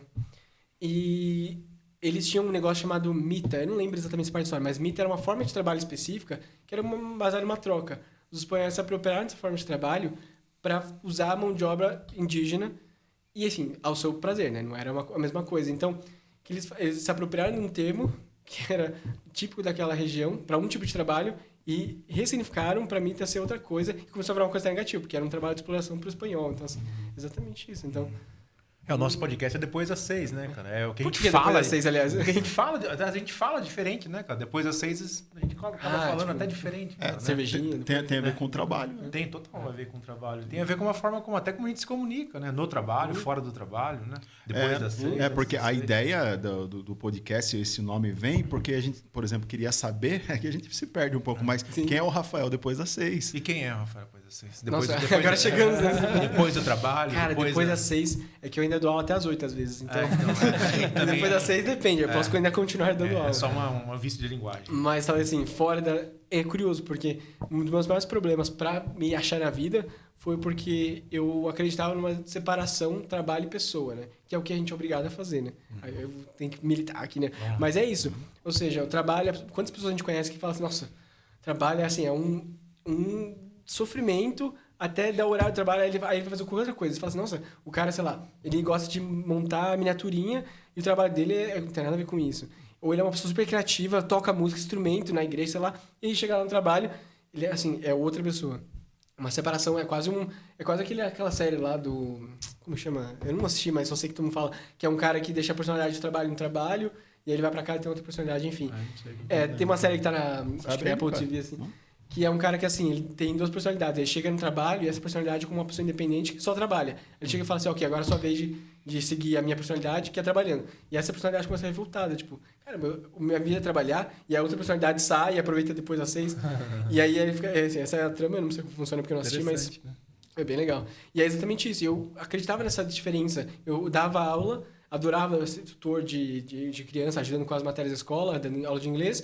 Aí chegava na faculdade, cálculo, apanhando lá, nossa, não entendia derivada, integral, não conseguia entender nada. E eu achava que era normal, assim, tudo bem, você odeia o que você faz, mas depois você faz uma coisa que você gosta. E aí eu descobri que eu só consegui me achar e me entender, talvez depois, quando eu descobri que o depois das 6 tem que ser o antes e depois, tem que ser uma coisa só, não pode existir o depois das 6. Totalmente, vamos dizer assim. Porque senão eu não me encontrava. E aí, então hoje legal, eu diria que depois das 6 eu sou... Filosófico. É você mesmo. Eu gosto de pesquisar língua, gosto de estudar, gosto de fazer essas coisas porque é o que me compõe como ser humano. E o trabalho me faz ser assim, né? O trabalho não alienado, mas o trabalho que me dá a humanidade, né? Digamos que você achou o seu sentido da vida. E pude praticar, né? Sim. E essa reflexão me fez pensar que se o mundo melhorar, e assim nós queremos, né? Nosso podcast vai mudar. Um dia vai se chamar Antes, Durante e Depois das 6. O que vocês acham? Né? Não tendo mais essa diferenciação, né? Tipo, sei lá. É igual a língua, a gente falou da mudança, né? Então, porque realmente esse nome do podcast ele surge totalmente por conta da forma que nós vivemos. Somos porcos capitalistas. Quem dera, porque se eu fosse capitalista eu estava de boa, não trabalhava. E eu queria aproveitar essa questão linguística aqui para falar porque o Érico, ele é psicólogo, psicanalista lacaniano. E Lacan tem uma parada com... Acho que total, né, cara? Como que é? Eu não conheço nada de Lacan, então... Conta pra mas na real, cara, tem uma coisa que eu acho que eu já falei pra você, assim, eu comecei, assim, me interessar por Lacan mesmo, assim, né? Porque eu tava pensando que, o que eu vou fazer como é que eu vou escutar as pessoas, né? E aí eu fui perceber que eu teria que me escutar primeiro, né? E eu fui perceber, tipo, que eu conseguia, né? Meio que, eu acho que talvez do espectro, não sei, né? Mas eu conseguia... voltar a minha cadeia de pensamentos até um limite, né? Então, tipo, eu parava, mas eu estava pensando, eu ficava, eu ia atrás, né? E eu conseguia identificar meus pensamentos anteriores de que um levava o outro, que é metonímia, né? Igual perder, por exemplo, uma coisa, aí você começa É isso. Eu usei aquilo, depois e aí eu fui, consegui, tipo, até umas 5 palavras anteriores, né? E aí fui perceber que Lacan trabalhava com isso a partir da linguística estrutural, na verdade, né? Que Saussure, né? Que é metáfora e metonímia, ele inverte um pouco a questão, significante, significado e tal. Sim, signo, né?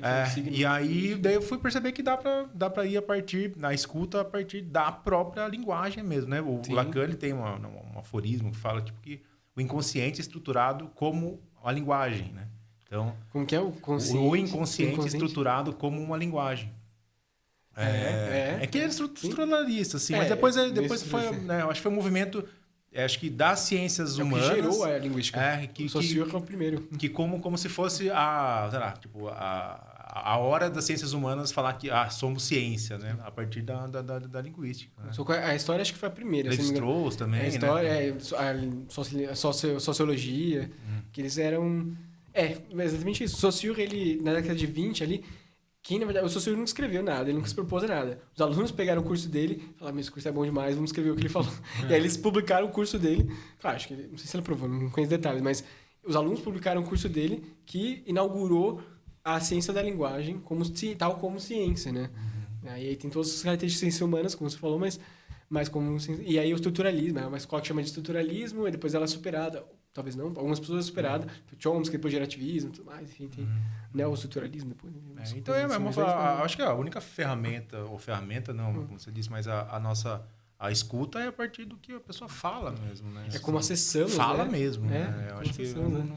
Mas aí as palavras, elas conseguem abarcar toda a questão humana. Tem acho que é Vygotsky que fala, se eu não estiver enganado, né? Que o pensamento, o que está assim em nós, é como fossem nuvens, né? E a palavra é a chuva, né?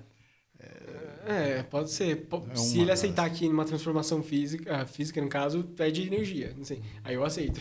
Ou ganha energia, não sei, mas tem que ter não é 100%, né? Transferível. Acho então, então essa é a questão, né? E aí volta para a psicanálise, né? O inconsciente é estruturado por mas não esgota, né? A palavra não consegue esgotar. Não esgota. Tanto que a linguagem, ela não vai ser só a língua, né? A língua, a fala oral é uma forma de linguagem. Então, por exemplo, você vai falar para o cara assim, eu não sei. Então, pinta. Desenha. É uma linguagem, uma forma de comunicação, né? E a forma da linguagem, a linguagem do psicótico, por exemplo. Ontem eu atendi um cara...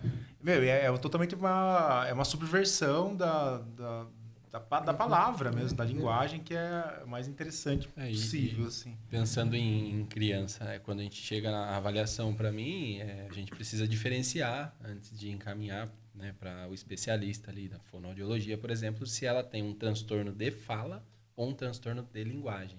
São coisas absolutamente diferentes e o pessoal costuma a ter muito equívoco em relação a isso, né? Os pais têm muita angústia, né? E são tratamentos diferentes, né? O transtorno da linguagem e o transtorno da fala. Você pode explicar, Thiago, o que seria a diferença? A linguagem, por exemplo, assim, num bebê, a gente precisa ter a fala. Até os 12 meses, ele precisa estar falando 10 palavras. Até os 2 anos, tem que estar falando até 50 palavras. E aí, isso é a fala. Então, tem que falar papai, mamãe, vovô, vovó, tio, titia. Isso é a pronúncia mesmo. A pronúncia da fala.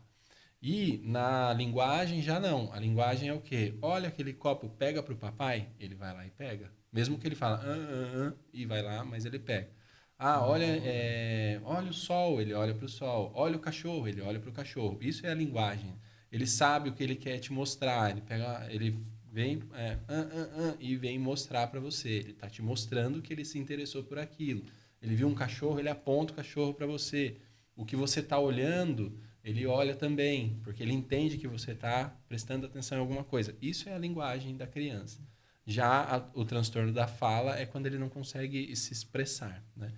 Ou, por exemplo, a partir de 2 anos ele já tem que estar juntando e formando frase. Por exemplo, quer mamãe, quer papai, quer au-au, ó papai. Isso é a fala em si. Então, o tratamento disso é diferente, porque o transtorno da linguagem é muito mais grave do que o transtorno da fala, apesar da gravidade, óbvio, do transtorno da fala também. Porque é uma maneira dele se expressar e pode chegar no momento que, se ele não souber se expressar, ele começa a ter vamos dizer assim, a raiva, né? Começa a se agredir os outros, porque ele não consegue ser entendido, ser compreendido, ele vai acabar tendo um transtorno de conduta. Não um transtorno de conduta especificamente falando, porque o transtorno de conduta é bem mais velho. Mas vai começar a agredir, ser agressivo, né? Para tentar ser compreendido. E isso não necessariamente ele tem um transtorno de linguagem. Geralmente, quem trata o transtorno de linguagem é o neurologista. E o transtorno da fala, a fonoaudióloga. Mas é óbvio que a junção dos dois sempre é importante. Perfeito. E para tratamento pode ser também a música, né? Nossa, como uma forma de linguagem, né? Isso. De manifestar o que você... Como é que é? Como que isso entra totalmente, né? Entra isso que o Thiago tá falando também pra música, né? E é uma forma de linguagem também. Às vezes não tá conseguindo ser compreendido porque não tem essa maturidade de emoção, né? E na música sai bastante essa questão emocional também, né? E aí vai conseguindo... né, nomear sentimentos, nomear palavras, e aí desenvolver uma fala, né, e uma linguagem através da música. Importantíssimo também. E mais uma coisa aí, aproveitando sua participação, Nicole, algum momento aqui falamos, né, que as palavras nem sempre conseguem, né? Não sei se foi isso exatamente, mas enfim, a música. Tem música que não tem palavras. Você ouve um instrumento, mas ele comunica algo. O que é isso? Vocês conseguem falar um pouco sobre? Eu acho que tem uma linguagem, não é? É uma linguagem, né? será? Porque você consegue, através do tom musical, um tom mais melódico, mais triste, um tom mais alegre, a batida mais triste. É uma comunicação. É uma comunicação. E aí seria uma linguagem. Tá intrínseco uma emoção, né? Uma linguagem, uma intenção, né? Então, às vezes, a gente sente sem ter letra, né? Então, tem uma estrutura harmônica, né? Que seria, por exemplo, né? É bem generalizado, né? Mas, por exemplo, nesse que você está falando, o tom menor, o tom maior, né? O tom menor, geralmente, são músicas mais melancólicas, são mais tristes, né? Então, tem uma questão de emoção. E daí que entra também na frequência, né? E depende da frequência do nosso cérebro também. Se a gente está vibrando, né?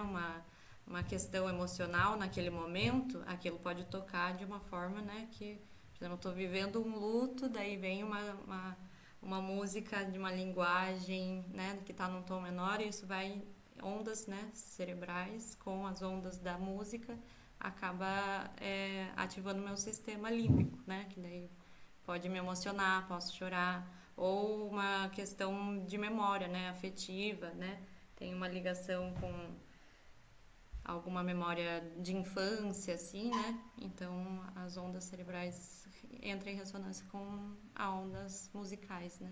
Por isso que emociona ou remete a algumas situações e às vezes não tem letra, às vezes não tem nada, mas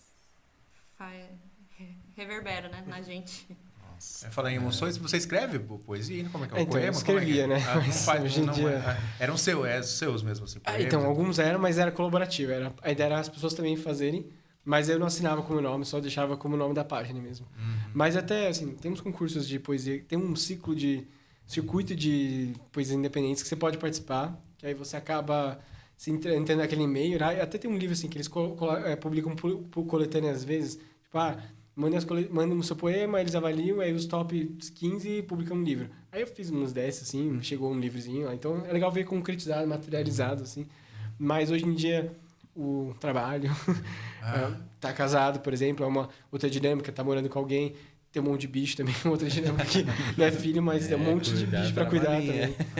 E aí a dinâmica de estudo também, aí você acaba, você percebe que realmente ser adulto, você perde muitas coisas que eram suas, você perde, né? Eu queria...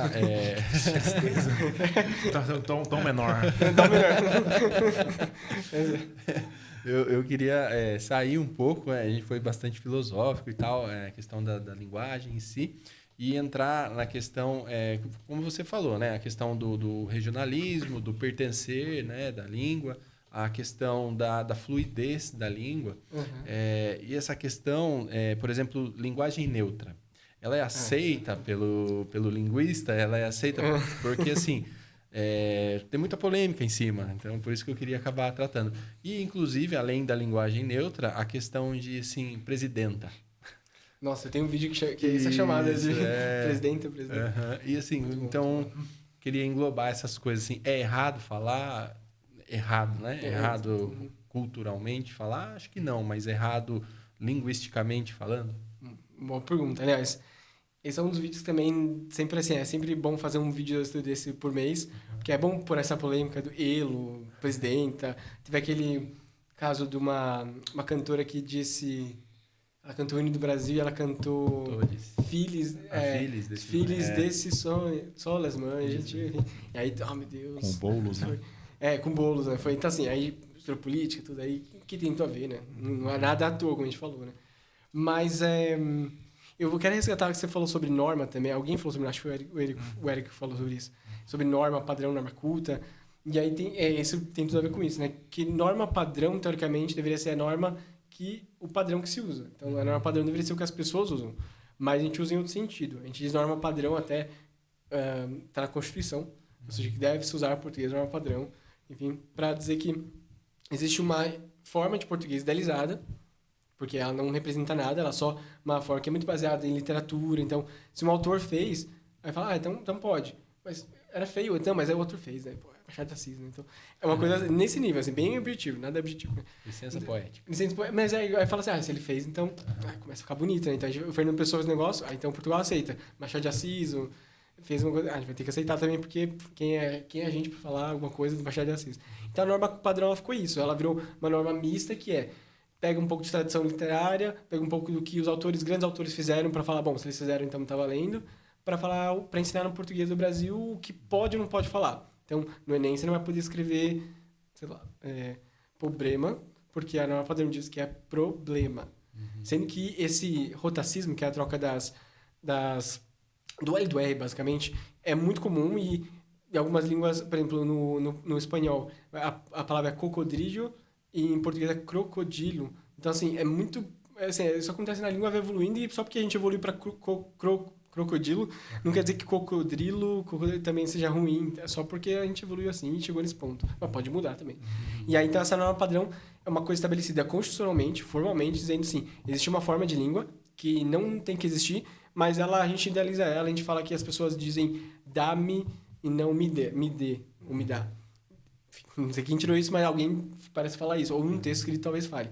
Mas aí tem essa norma padrão e tem a norma culta, que é o que as camadas que estudaram formalmente e tiveram instrução formal de educação falam. Essa é a norma culta. Então, às vezes confunde esses termos, mas na linguística a gente meio que separa essas coisas. Então, norma culta é o que fez uma faculdade, então o que você fala está dentro da norma culta. Eu fiz faculdade, o que eu falo está dentro da norma culta. A elite acadêmica, vamos dizer assim, ela tem uma forma de falar que vai dar um outro padrão. Tem o padrão da norma padrão, que é o inalcançável, porque ninguém fala daquele jeito. E tem na norma culta, que é o que o pessoal fala, que tem um me dá, mas é um pouco menos feio, entre aspas. Você não fala o viado, fala sei lá, qualquer coisa que não seja o viado ou o irmão, o mano, no caso. Né? E esqueci porque a gente estava falando disso. Você falou do elo, linguagem neutra, exato. E aí, o que acontece? Daí, nós temos as coisas que não estão inseridas nessa norma culta, também não estão inseridas nessa norma padrão. E o que é isso? E aí, os linguistas, assim... Um linguista decente te falaria assim... Não sei, eu não sei te falar. Preciso fazer, no máximo, assim, uma descrição daquilo. Eu vou fazer uma descrição e, assim como eu vou... Talvez não tão naturalista, mas eu não vou... Eu tenho minhas opiniões sobre aquilo, obviamente. E quando eu estudo, tem a minha impressão digital ali. Mas eu vou tentar mais descrever o fenômeno e tentar ter a sensibilidade de descrever o porquê que ele chega nesse ponto, do que necessariamente falar se é bom ou ruim. Porque um linguista, ele vai chegar num ponto de falar assim, se eu falar que é feio ou bonito, é só a minha opinião. E que não deve falar, não sou eu que vou falar. Né? Ninguém deveria falar. Eu deveria entender por que ela falou filhos. Filhos, tem um motivo. Enfim, aí tem política e tudo mais. Então, a linguagem neutra, o que acontece? A linguagem neutra tem até um nome meio ruim de falar, porque em português, em espanhol eles falam... esqueci agora o termo, mas era um termo bem melhor, assim. Eu fala linguagem inclusiva. Inclusiva, isso, é isso mesmo. É melhor porque... Acho que ele define melhor o que é, porque as pessoas caem muito no pronome, né? Mas o pronome, assim, é uma coisa só. e aí tem elo, ili, qualquer coisa assim, que são tentativas de fazer a língua representar o que a sociedade é hoje, que talvez a língua que a gente usa hoje não dá conta, né? Então é igual uma tecnologia nova. Por que a gente fala deletar? Porque a tecnologia veio do inglês, delete, e aí a gente começou a associar um fenômeno àquilo. Por exemplo, quando a gente vê no nosso celular, os primeiros celulares, eles tinham que fazer o quê? Os computadores. Eles tinham que começar a introduzir as pessoas nesses conceitos bem abstratos, como o mundo virtual. Então, quer ouvir música? Tinha um fone de ouvido. Aí você fala, entendo que aquilo é música. Quer ver um vídeo? Tem uma televisãozinha. Porque eu penso, televisão eu conheço. Aí aquilo deve ser parecido.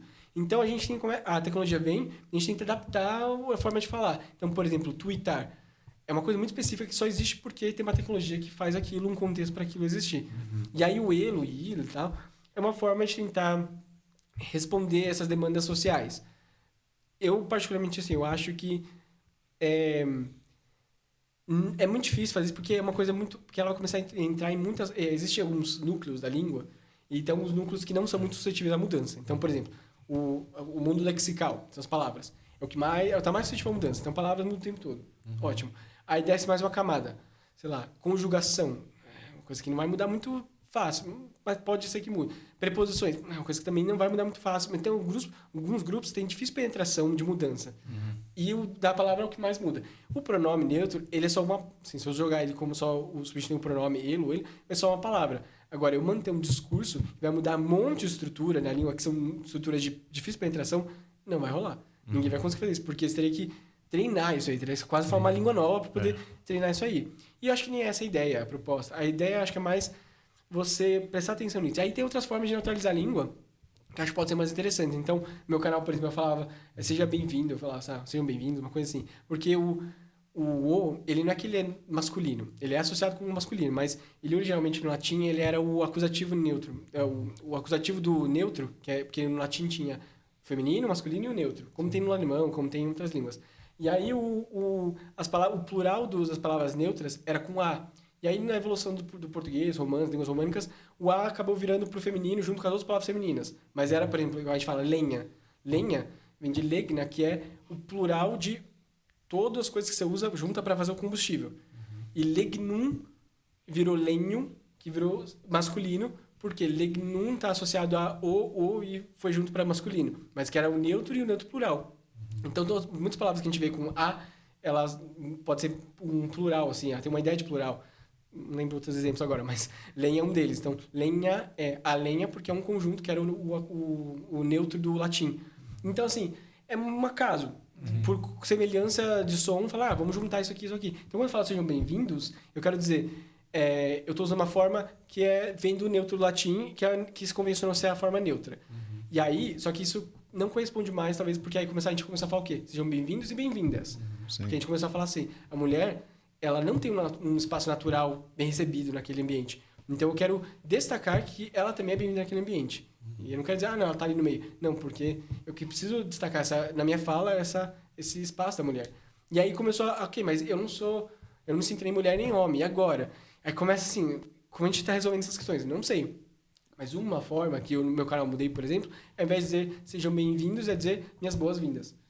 E aí que eu neutralizei a língua perfeitamente e não precisei usar nenhum artifício fora da minha língua portuguesa. Então, foi genial, né? Você foi criativo. Não sou eu, assim. Mas a gente já fala no mundo da linguística, assim, muitas formas de neutralizar a língua sem ser criando novas estruturas, mas usando a estrutura que a gente já tem, que podem ser muito boas. Parece mais cuidadoso, né? Exato. Caramba, não sei, não foi você, então. Isso aí não, assim, esse no meu canal fui eu, mas assim, não foi a minha ideia de pensar, vou pensar em outra palavra. Na verdade, foi um pouco intuitivamente, eu fiquei bem-vindos, aí, minhas boas-vindas.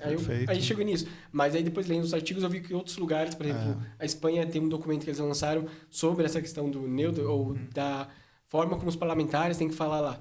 Eles falaram, olha, não aceitamos formas como... Porque no espanhol também tem, igualzinho, assim. Eu acho que eles falam... Porque o espanhol tem um neutro, que é o ello, né? Tem o ele, que é ele, e tem o ello, que é um neutro que, tipo assim... sei lá... Como tipo as pessoas. É tipo um objeto, assim, tipo assim... Eu quero falar assim, o microfone tá sujo, ele tá na minha frente. No português a gente retoma com ele, que é o masculino, e também vai ser para uma coisa neutra. No espanhol eu não vou falar assim... Ele está, sei lá, delante de mim, uma coisa assim. Ele vai estar ello, que aí vai ser uma forma neutra masculina, enfim. Como se fosse um it no inglês. Como se fosse um it. Eles têm isso aí dá para usar essa estrutura, dá para usar um elo também, mas aí o que eles fazem eles falaram que nesse documento, por exemplo, da Espanha lá, eles falaram assim, não aceitamos essas formas novas, mas pode-se usar formas alternativas de neutralização, por exemplo, não dizer assim, sei lá, eleitores, eleitoras, sei lá, eleitores é uma palavra que não tem, na verdade, eleitores enfim, é ambivalente, mas talvez você falar assim, votantes, eleitores, ao invés de falar cavalheiros e mulheres, ou homens e mulheres, sabe? Eu tento achar palavras que são, às vezes, comum de dois gêneros, que é o presidente a presidente, ou eu tento, mas aí, no caso do presidente e presidente, né? Presidente e presidenta. Por exemplo, em espanhol existe jefa e jefa, e jefe e jefa, né? Que é chefe e chefa. E isso é da língua mesmo. Então, assim, em alguns lugares, algumas coisas, a língua evoluiu para aceitar alguns casos, outros não. E aí, o que acontece? Presidenta, quantas presidentas a gente teve no Brasil? Uma. Então, me parece um fato de destaque, assim. Chamar de presidenta é uma reafirmação do espaço da mulher ocupando aquele lugar, né? Falar assim, eu sou mulher e eu tô aqui. Porque não tem sempre mulher aqui. Então, por exemplo, se eu falar engenheiro, eles pensam em um homem. Principalmente, sim. Tipicamente, claro. Aí alguém vai falar, mas eu pensei em uma mulher. Tudo bem. Você é uma estrelinha dourada, mas... Normalmente, a gente pensa engenheiro, homem. Se eu falar enfermeiro, você vai pensar em enfermeira primeiro. Enfermeiro. Porque tem... A língua não é neutra, é um instrumento neutro. Então, eu falar engenheiro, querer me referir a um homem, tem toda uma construção social de que aquele é o espaço masculino. Presidente é um espaço masculino.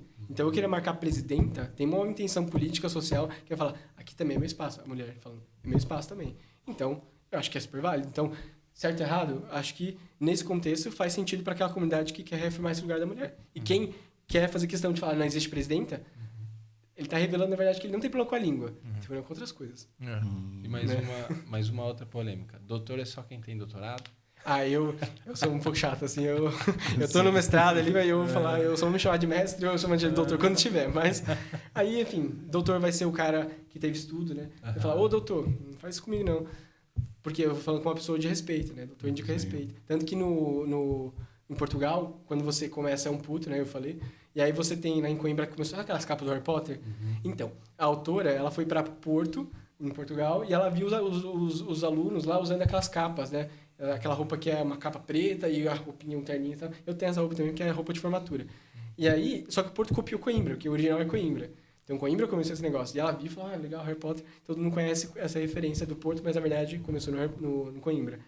E aí, quando você está no último ano, você é um doutor.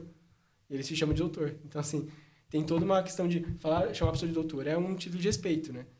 Então, chamar um médico que sempre, historicamente, teve uma posição de destaque, né, na sociedade faz sentido. O advogado. Por que advogado, doutor? Porque destaque. A engenharia, a medicina, a advocacia, sempre... O direito, né, sempre foi aquelas posições de destaque. Então, os caras que eram da elite administrativa ou política do Brasil, eles estudaram direito em Coimbra, eles estudaram medicina em Coimbra. Sempre Coimbra, porque era a única universidade de Portugal por muito tempo, né? A primeira universidade de Portugal, do século XIII, 1290 começou. E aí eles estavam lá, e aí eles voltavam para cá com cargos públicos. E não exercia nada de direito, porque não importa. O que importa é que ele tem estudo. Então, ele é um doutor. Então... Eu não sei se eu estou errado, mas a origem etimológica da palavra doutor era realmente essa questão de você ter se formado e você poder dar aula, né? Então, eu acho que tem uma ligação com isso. Mas eu entrei só por causa da polêmica. Não, mas tem que ter. Eu não me apresento como doutor, a não ser no meu Instagram, que eu coloco. Porque tem que pôr DR lá para mostrar, eu sou profissional de saúde. Isso. E aí, então, aí você pode nem concordar, mas você quer ser respeitado, você quer que as pessoas... Você tem que pôr. Tem que pôr. Então, né? Mas a linguagem, ela determina mesmo classe social, tudo isso. Totalmente. Né? Que é uma questão bem... E você também divide, né, as pessoas. Você pode excluir uma pessoa, não só com a gíria, por exemplo, você também... mas você pode excluir uma pessoa pela classe social dela, né? Usar termos, talvez. Principalmente no nosso campo de saúde, né? Por exemplo, né? Usar termos técnicos e tal. Para você se separar das outras pessoas. Né? Tem uma cefaleia. Cefaleia. Tem uma cefaleia. Desculpa. Para você é dor de cabeça. Eu sou burro, né? Tem a questão hierárquica também, né? Para você. E essa conversa me fez lembrar de uma música, não sei se vocês conhecem, do Teatro Mágico. É uma música antiga que se chama Zaluzejo, que o Fernando Anitelli escreveu. Você conhece, Nicole? Você que é toda musical aí? Não conheço. Não? Eu lembrei da sua. Do episódio. Eu falo Xé. O WM, na verdade, né? É do WM, SWM. Mas o Fernando Anitelli, o Teatro Mágico, ele tem uma música chamada Zaluzejo, que ele vai cantando a música... tipo, Caraguatatuba, ele fala de outro jeito, cara da Tatuba, cuidado com o cara jangrejo. Ele vai falando várias palavras. Troca a ordem das sílabas, assim. Vai trocando, mas como muitas pessoas comumente falam em alguns lugares, assim, sabe? Por isso que se chama zaluzejo, né? Como que é? Zaluzejo, que é de... Da parede? Azulejo. Isso, é. Fala tantas vezes que é até difícil lembrar, nem lembro mais como fala, né? E aí ele fez uma música muito bonita. Inclusive, fica a dica aí para quem quiser conhecer, porque ela é importante, vai falando bem assim. E aí ele termina com uma frase de efeito que ele fala bem assim, quando alguém te disser que tá errado ou errada, que não escreve tal palavra com Z ou com S, lembre-se que você não é um infeliz. Errado é aquele que fala certo, mas não vive o que diz. Eu conheço essa frase. Conhece? É famosa. Essa frase é famosa? Em algum lugar, mas... Errado é aquele que fala correto, mas não vive o que diz. Ele termina dessa forma. Porque, assim, né, essa questão de classe social, né, as pessoas também são subjugadas, às vezes, pelas palavras que utilizam, né, pela forma, né, e até essa questão de doutor, né, às vezes... Para algumas pessoas fica num lugar de submissão, e algumas pessoas se aproveitam disso. Então a linguagem ela define lugares, né? Sim, de fato. Eu não sei se você lembra daquele caso, assim, eu vou ter que atacar um pouco a classe médica, mas porque, infelizmente, nesses espaços muito elitizados acontece muito isso, né? Mas eu poderia atacar a minha classe acadêmica também. Mas tem um caso de um médico que ele postou uma foto faz muito tempo, assim, uns 12 anos, sei lá, que ele segurou um cartaz falando assim, não é... raio-x... agora não vou lembrar qual a palavra, mas, sei lá, era um exame que... não, sei lá, vou usar essa palavra. Não é exame, ou... sei lá, o doutor tem fazer um exame, tipo, claramente desqualificando a pessoa, porque... Assim, o médico fala, pô, a posição dele de acolhimento, e ele divulga na internet, olha só como esse paciente é burro, olha o que ele fala aqui. E aí eles tiveram que ser tratados, pois só quem me conhece sabe, eu jamais quis dizer isso, desculpa aos ofendidos. Quem me conhece sabe. Roupa branca, né? Assim, tudo. Mas enfim. E aí ele colocava, pode falar, aqui, pessoa desqualificada, ela não estudou. Assim, é daí. E assim, esse lugar de acolhimento, né? Que era para ser um acolhimento, na verdade é um lugar de julgamento. Então, aí eu pensaria, pô, eu tô indo nesse médico, aí eu tô falando meu exame e tá tipo, eu vou anotar isso aqui, ó, o Sérgio vai adorar ouvir isso aqui, olha, exame. É isso que eu tô pensando, pô, então ele tá... Mas eu tenho uma coisa assim, eu não sei por que eu faço isso. Na verdade, porque sei lá, minha família, né, principalmente da minha família mesmo, lá da minha mãe, tipo, muito caipira mesmo, né, sotaque bem carregado. E quando eu tô falando com alguém que eu sei que é caipira, que fala mais ou menos esse dialeto, eu carrego, assim, eu tenho um filho, o Theo, que fala, por que você tá falando assim? Porque, tipo, eu falo, eu entro nessa, assim, feirinha do rolo, eu falo igual um Mazzaropi. Só que eu não tô imitando. Natural, não é? Só que tem uma galera que imita, né? Tem um repórter que vinha da TV Tem, que passava pela região. E ele ficava meio que tentando enganar, assim, um sotaque, sabe? Assim, tipo... Mais de má fé, assim? Mas não, ele tá tentando, meio zoando, talvez. Acho que entra naquela questão do não natural. Né? A gente tem essa raiz, então você consegue ser... igual falar... Você falou, eu lembrei, né? Eu vou lá pro sítio e eu falo porva, entendeu? Eu falo umas coisas assim, mas eu não falo problema, por exemplo, mas algumas coisas você puxa mais mas é natural, porque você veio daquele então, isso lugar. que eu ia falar. E afeto, né? É gostoso. Porque, tipo, igual você falou, tem uma questão familiar que às vezes faz eco dentro da gente. E ali, em alguns ambientes, talvez a gente se sente à vontade mesmo pra, tipo... Tá dentro de si, não é forçado, entendeu? O que você faz. Não é mesmo. Né? Não me parece, né? Mas eu sei que isso acontece. Você chega numa igreja, às vezes a gente nem é tão religioso, mas, cara, às vezes é a hora que você vai ver, pô, Deus abençoe, vamos rezar, vamos.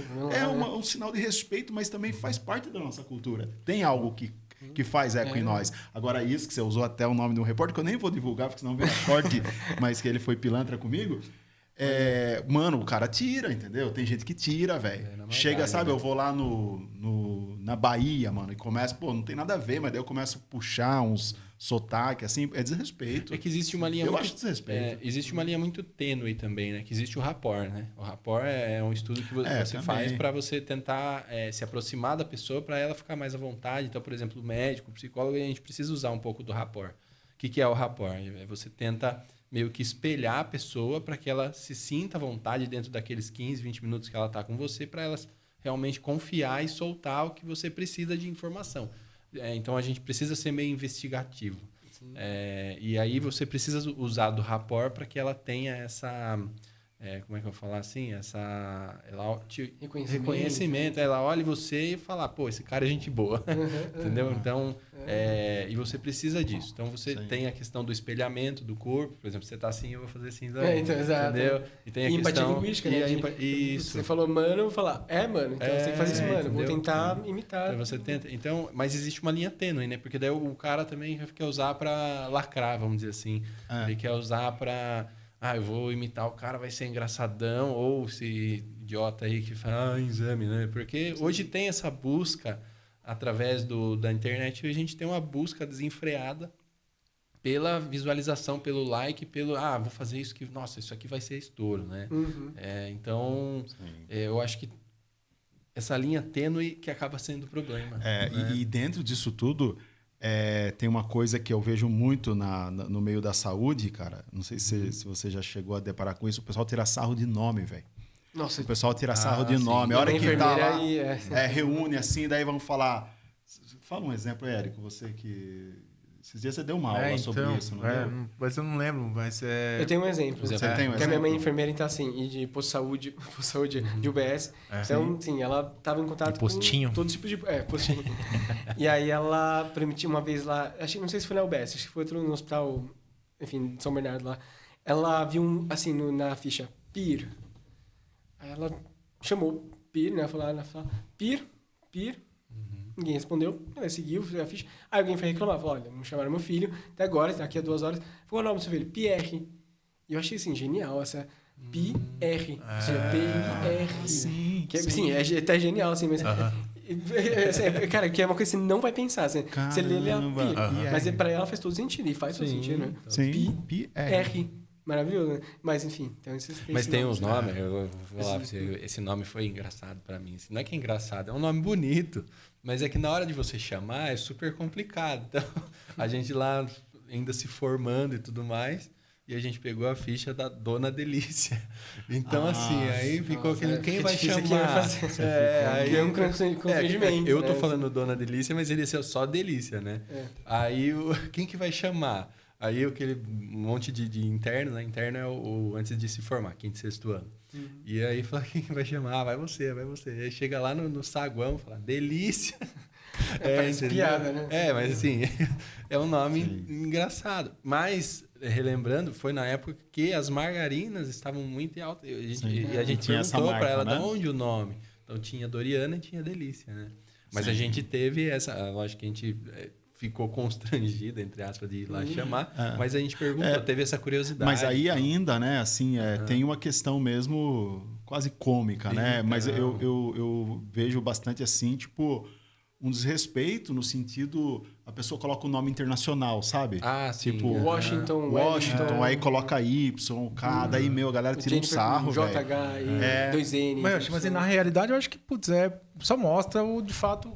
sei lá, acho que talvez até o desejo daquela pessoa, né? Porque a gente imagina que o sucesso de uma pessoa é morar fora ou ter alguma coisa do exterior. Você coloca o nome daquela pessoa como um afeto mesmo, um desejo de que ela realmente estoure no norte, né? Eu já vi Janis Joplin. É muito... Tem um comediante que chama George Harrison e o irmão dele é Eric Clapton. Então, assim, imagina, um show com Eric Clapton e George Harrison. Fica doido pra ver, né? Mas é engraçado porque, por exemplo, não sei se alguém conhece um familiar com isso, mas só pra entender o exemplo. Será que é tão ridículo falar, sei lá, Washington ou Davidson e falar, por exemplo, sei lá, Vincenzo para uma elite paulistana, assim, que você acha muito italiana? É patético, de igual. Patético no sentido assim. Exato, meu, é a mesma coisa. Não se fala aqui no Brasil isso, é estranho, fica a pessoa constrange. Vincenzo. Então, assim, também é inadequado. Então, a linguagem, a gente vê essa inadequação, ela funciona em vários sentidos, né? Então, não é bem da forma que a língua pronuncia, mas sim a origem, quem fala. Então, assim, aí tudo bem falar, não, meu nome é, sei lá, Pietra, não sei, que é um nome não é muito comum no Brasil. Tem uns nomes assim, mas um nome que é, sei lá, alemão, Frida, não Johnny, sei. Johnny. Johnny. Johnny vem disso, cara. Uma tentativa do... Né? Eu atendi acho que foi em Tatuí uma vez, o Kimi Raikkonen. O pai era fã de Fórmula 1. Atendi em Sorocaba um Rogério Ceni. Inclusive... Rogério Ceni mesmo. Rogério Ceni mesmo. Aí, inclusive, achei sensacional.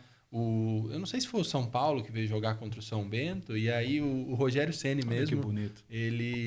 a mãe conseguiu acesso com ele, e ela falou, tira uma foto, o nome dele é Rogério Ceni. Daí ele duvidou, a mãe sacou a certidão de nascimento. Aí ele autografou na certidão de nascimento. Legal, então, para isso é legal, né? Um nome, a gente valorizar mesmo como vocês estão falando, o desejo que tem por trás, sabe? E respeitar, né? Sim. Eu sei que a gente foge um pouquinho, mas a sociedade é muito desrespeitosa, cara. Que eu respeito. A língua, usar ou não uma forma linguística vai indicar isso, né? Tô respeitando ou não você, né? Então, se eu falo assim, aí vem Washington, e não conhece a pessoa, o que eu quero dizer que lá vem Washington? Porque esse é um nome típico do quê? De uma classe social que não é a sua. E você claramente está vendo ela como inferior, né? Eu poderia falar, a gente fala assim, né? Brincando, o Zenzo aí. Eu vou jogar futebol lá e tem uma galera no jovem e fala, o Zenzo me encheram o saco lá. Porque é a galera jovem, é um nome para, tipo, essa galera jovem, meio que talvez assim, de uma certa elite, da sociedade, que você acha a dona das coisas, não sei. Então a gente tem os nomes vão refletir isso, né? E tem a história deles, né? Igual o Rogério Ceni, o nome em homenagem a alguém, vai sempre ter tem uma história, né? Tem uma história, né? E é desrespeitoso quando a gente tira sarro sem saber de uma história, né, cara? É muito desrespeitoso. Triste, né? Aí fala, meu pai, sei lá, antes de morrer, ele comeu margarina delícia, ele comia muito margarina delícia, aí você vai falar o quê? Você vai tirar sarro agora da pessoa, né? Não que tem que ter, mas podia ser, né? E pra gente caminhar pro final, né? Porque até já acabou nosso tempo. Nem sei. É que tá muito gostoso a conversa, né? Mas a gente tá falando de nome só por curiosidade. Vamos falar aqui as origens, quem sabe a origem do nome. Eu já começo falando, o meu nome é Marcelo, porque minha mãe passou na frente da loja Marcelo, ela veio de outra cidade, de uma cidade menor, e aí ela chegou em Itapetininga, Lojas Marcelo. Tava grávida. Era enorme. E era uma loja grande na época, né? Ela achou bonito. Porque era revolucionário, porque hoje quase todas têm um laguinho, né? Era revolucionário. Era uma loja chique, né? Assim, ela tinha um lago dentro, assim. Tinha lá não era peixe de verdade, eram umas estátuas. Não é estátua, não fala.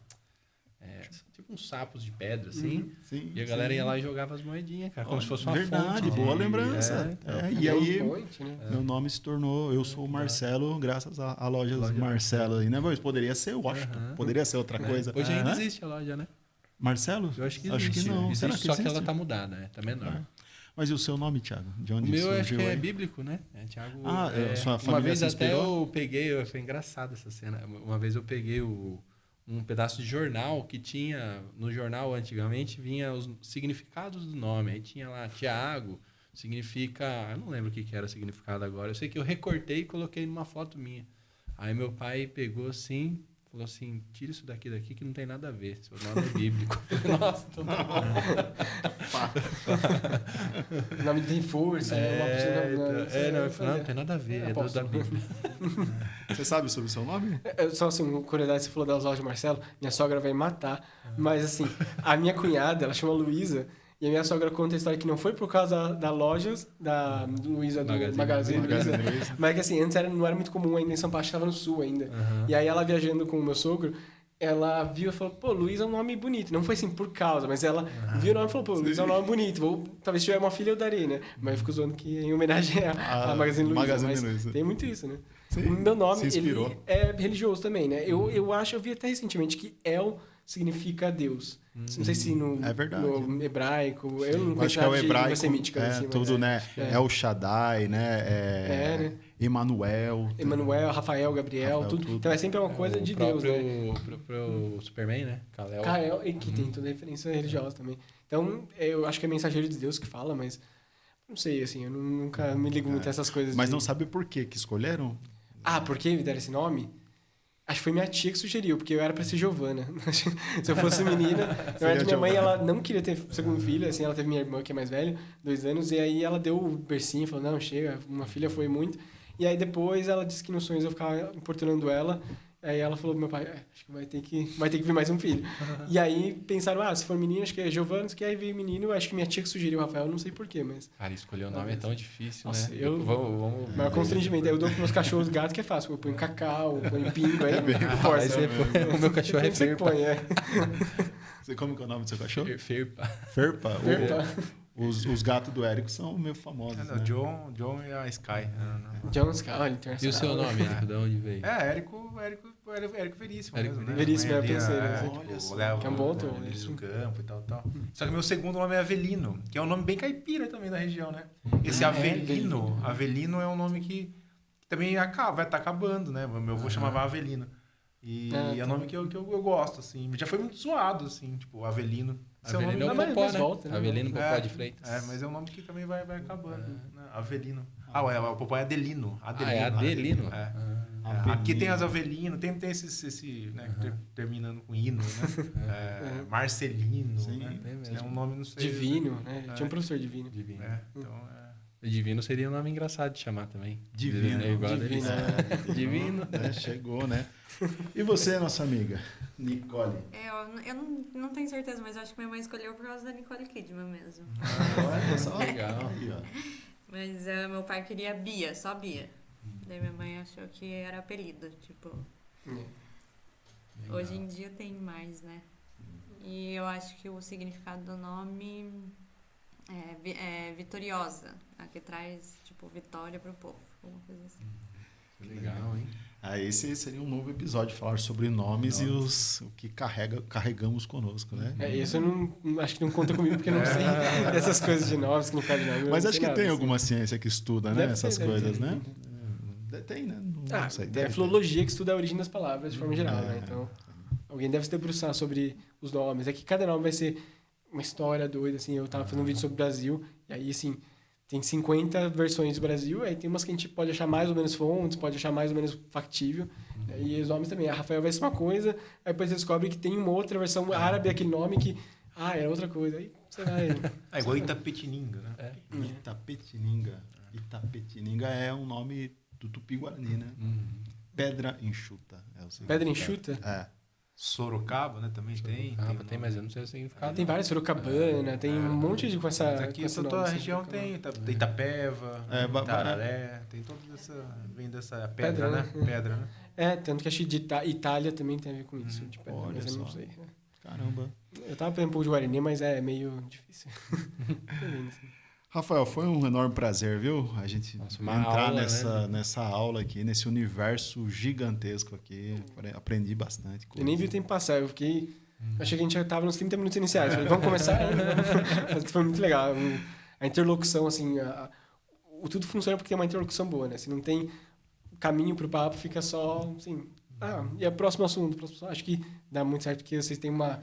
rapport, você disse, uma empatia muito forte que fica muito fácil. Cada um acho que se sente muito confortável aqui. Eu tava meio nervoso, mas agora tá tranquilo. Mas a gente fica meio nervoso com os convidados aqui também, né? A gente fica meio assim, será que vai ser legal? Será que eu vou saber fazer pergunta? Cara, eu fiquei nessa. Falei, cara, será que eu vou saber fazer pergunta? É um tema, assim, é muito amplo, exige muito estudo, né? Dá pra ver, assim, pelo seu conhecimento, que é um absurdo, né? É negócio de história. Então, assim... É muito legal. E pra gente é um desafio, né? Ter um convidado tão bacana, assim. E agradecer, né? Vim lá de São Bernardo aqui para prestigiar a gente. Prazerzaço ter você aqui mesmo. Eu que agradeço. E é sempre prazer falar sobre essas coisas. Você quer aproveitar aí para deixar alguma coisa que faltou? Acho que sim. E aí eu começaria outro podcast aqui. Mas acho que, no geral, acho que a mensagem é isso, assim, de talvez ser menos...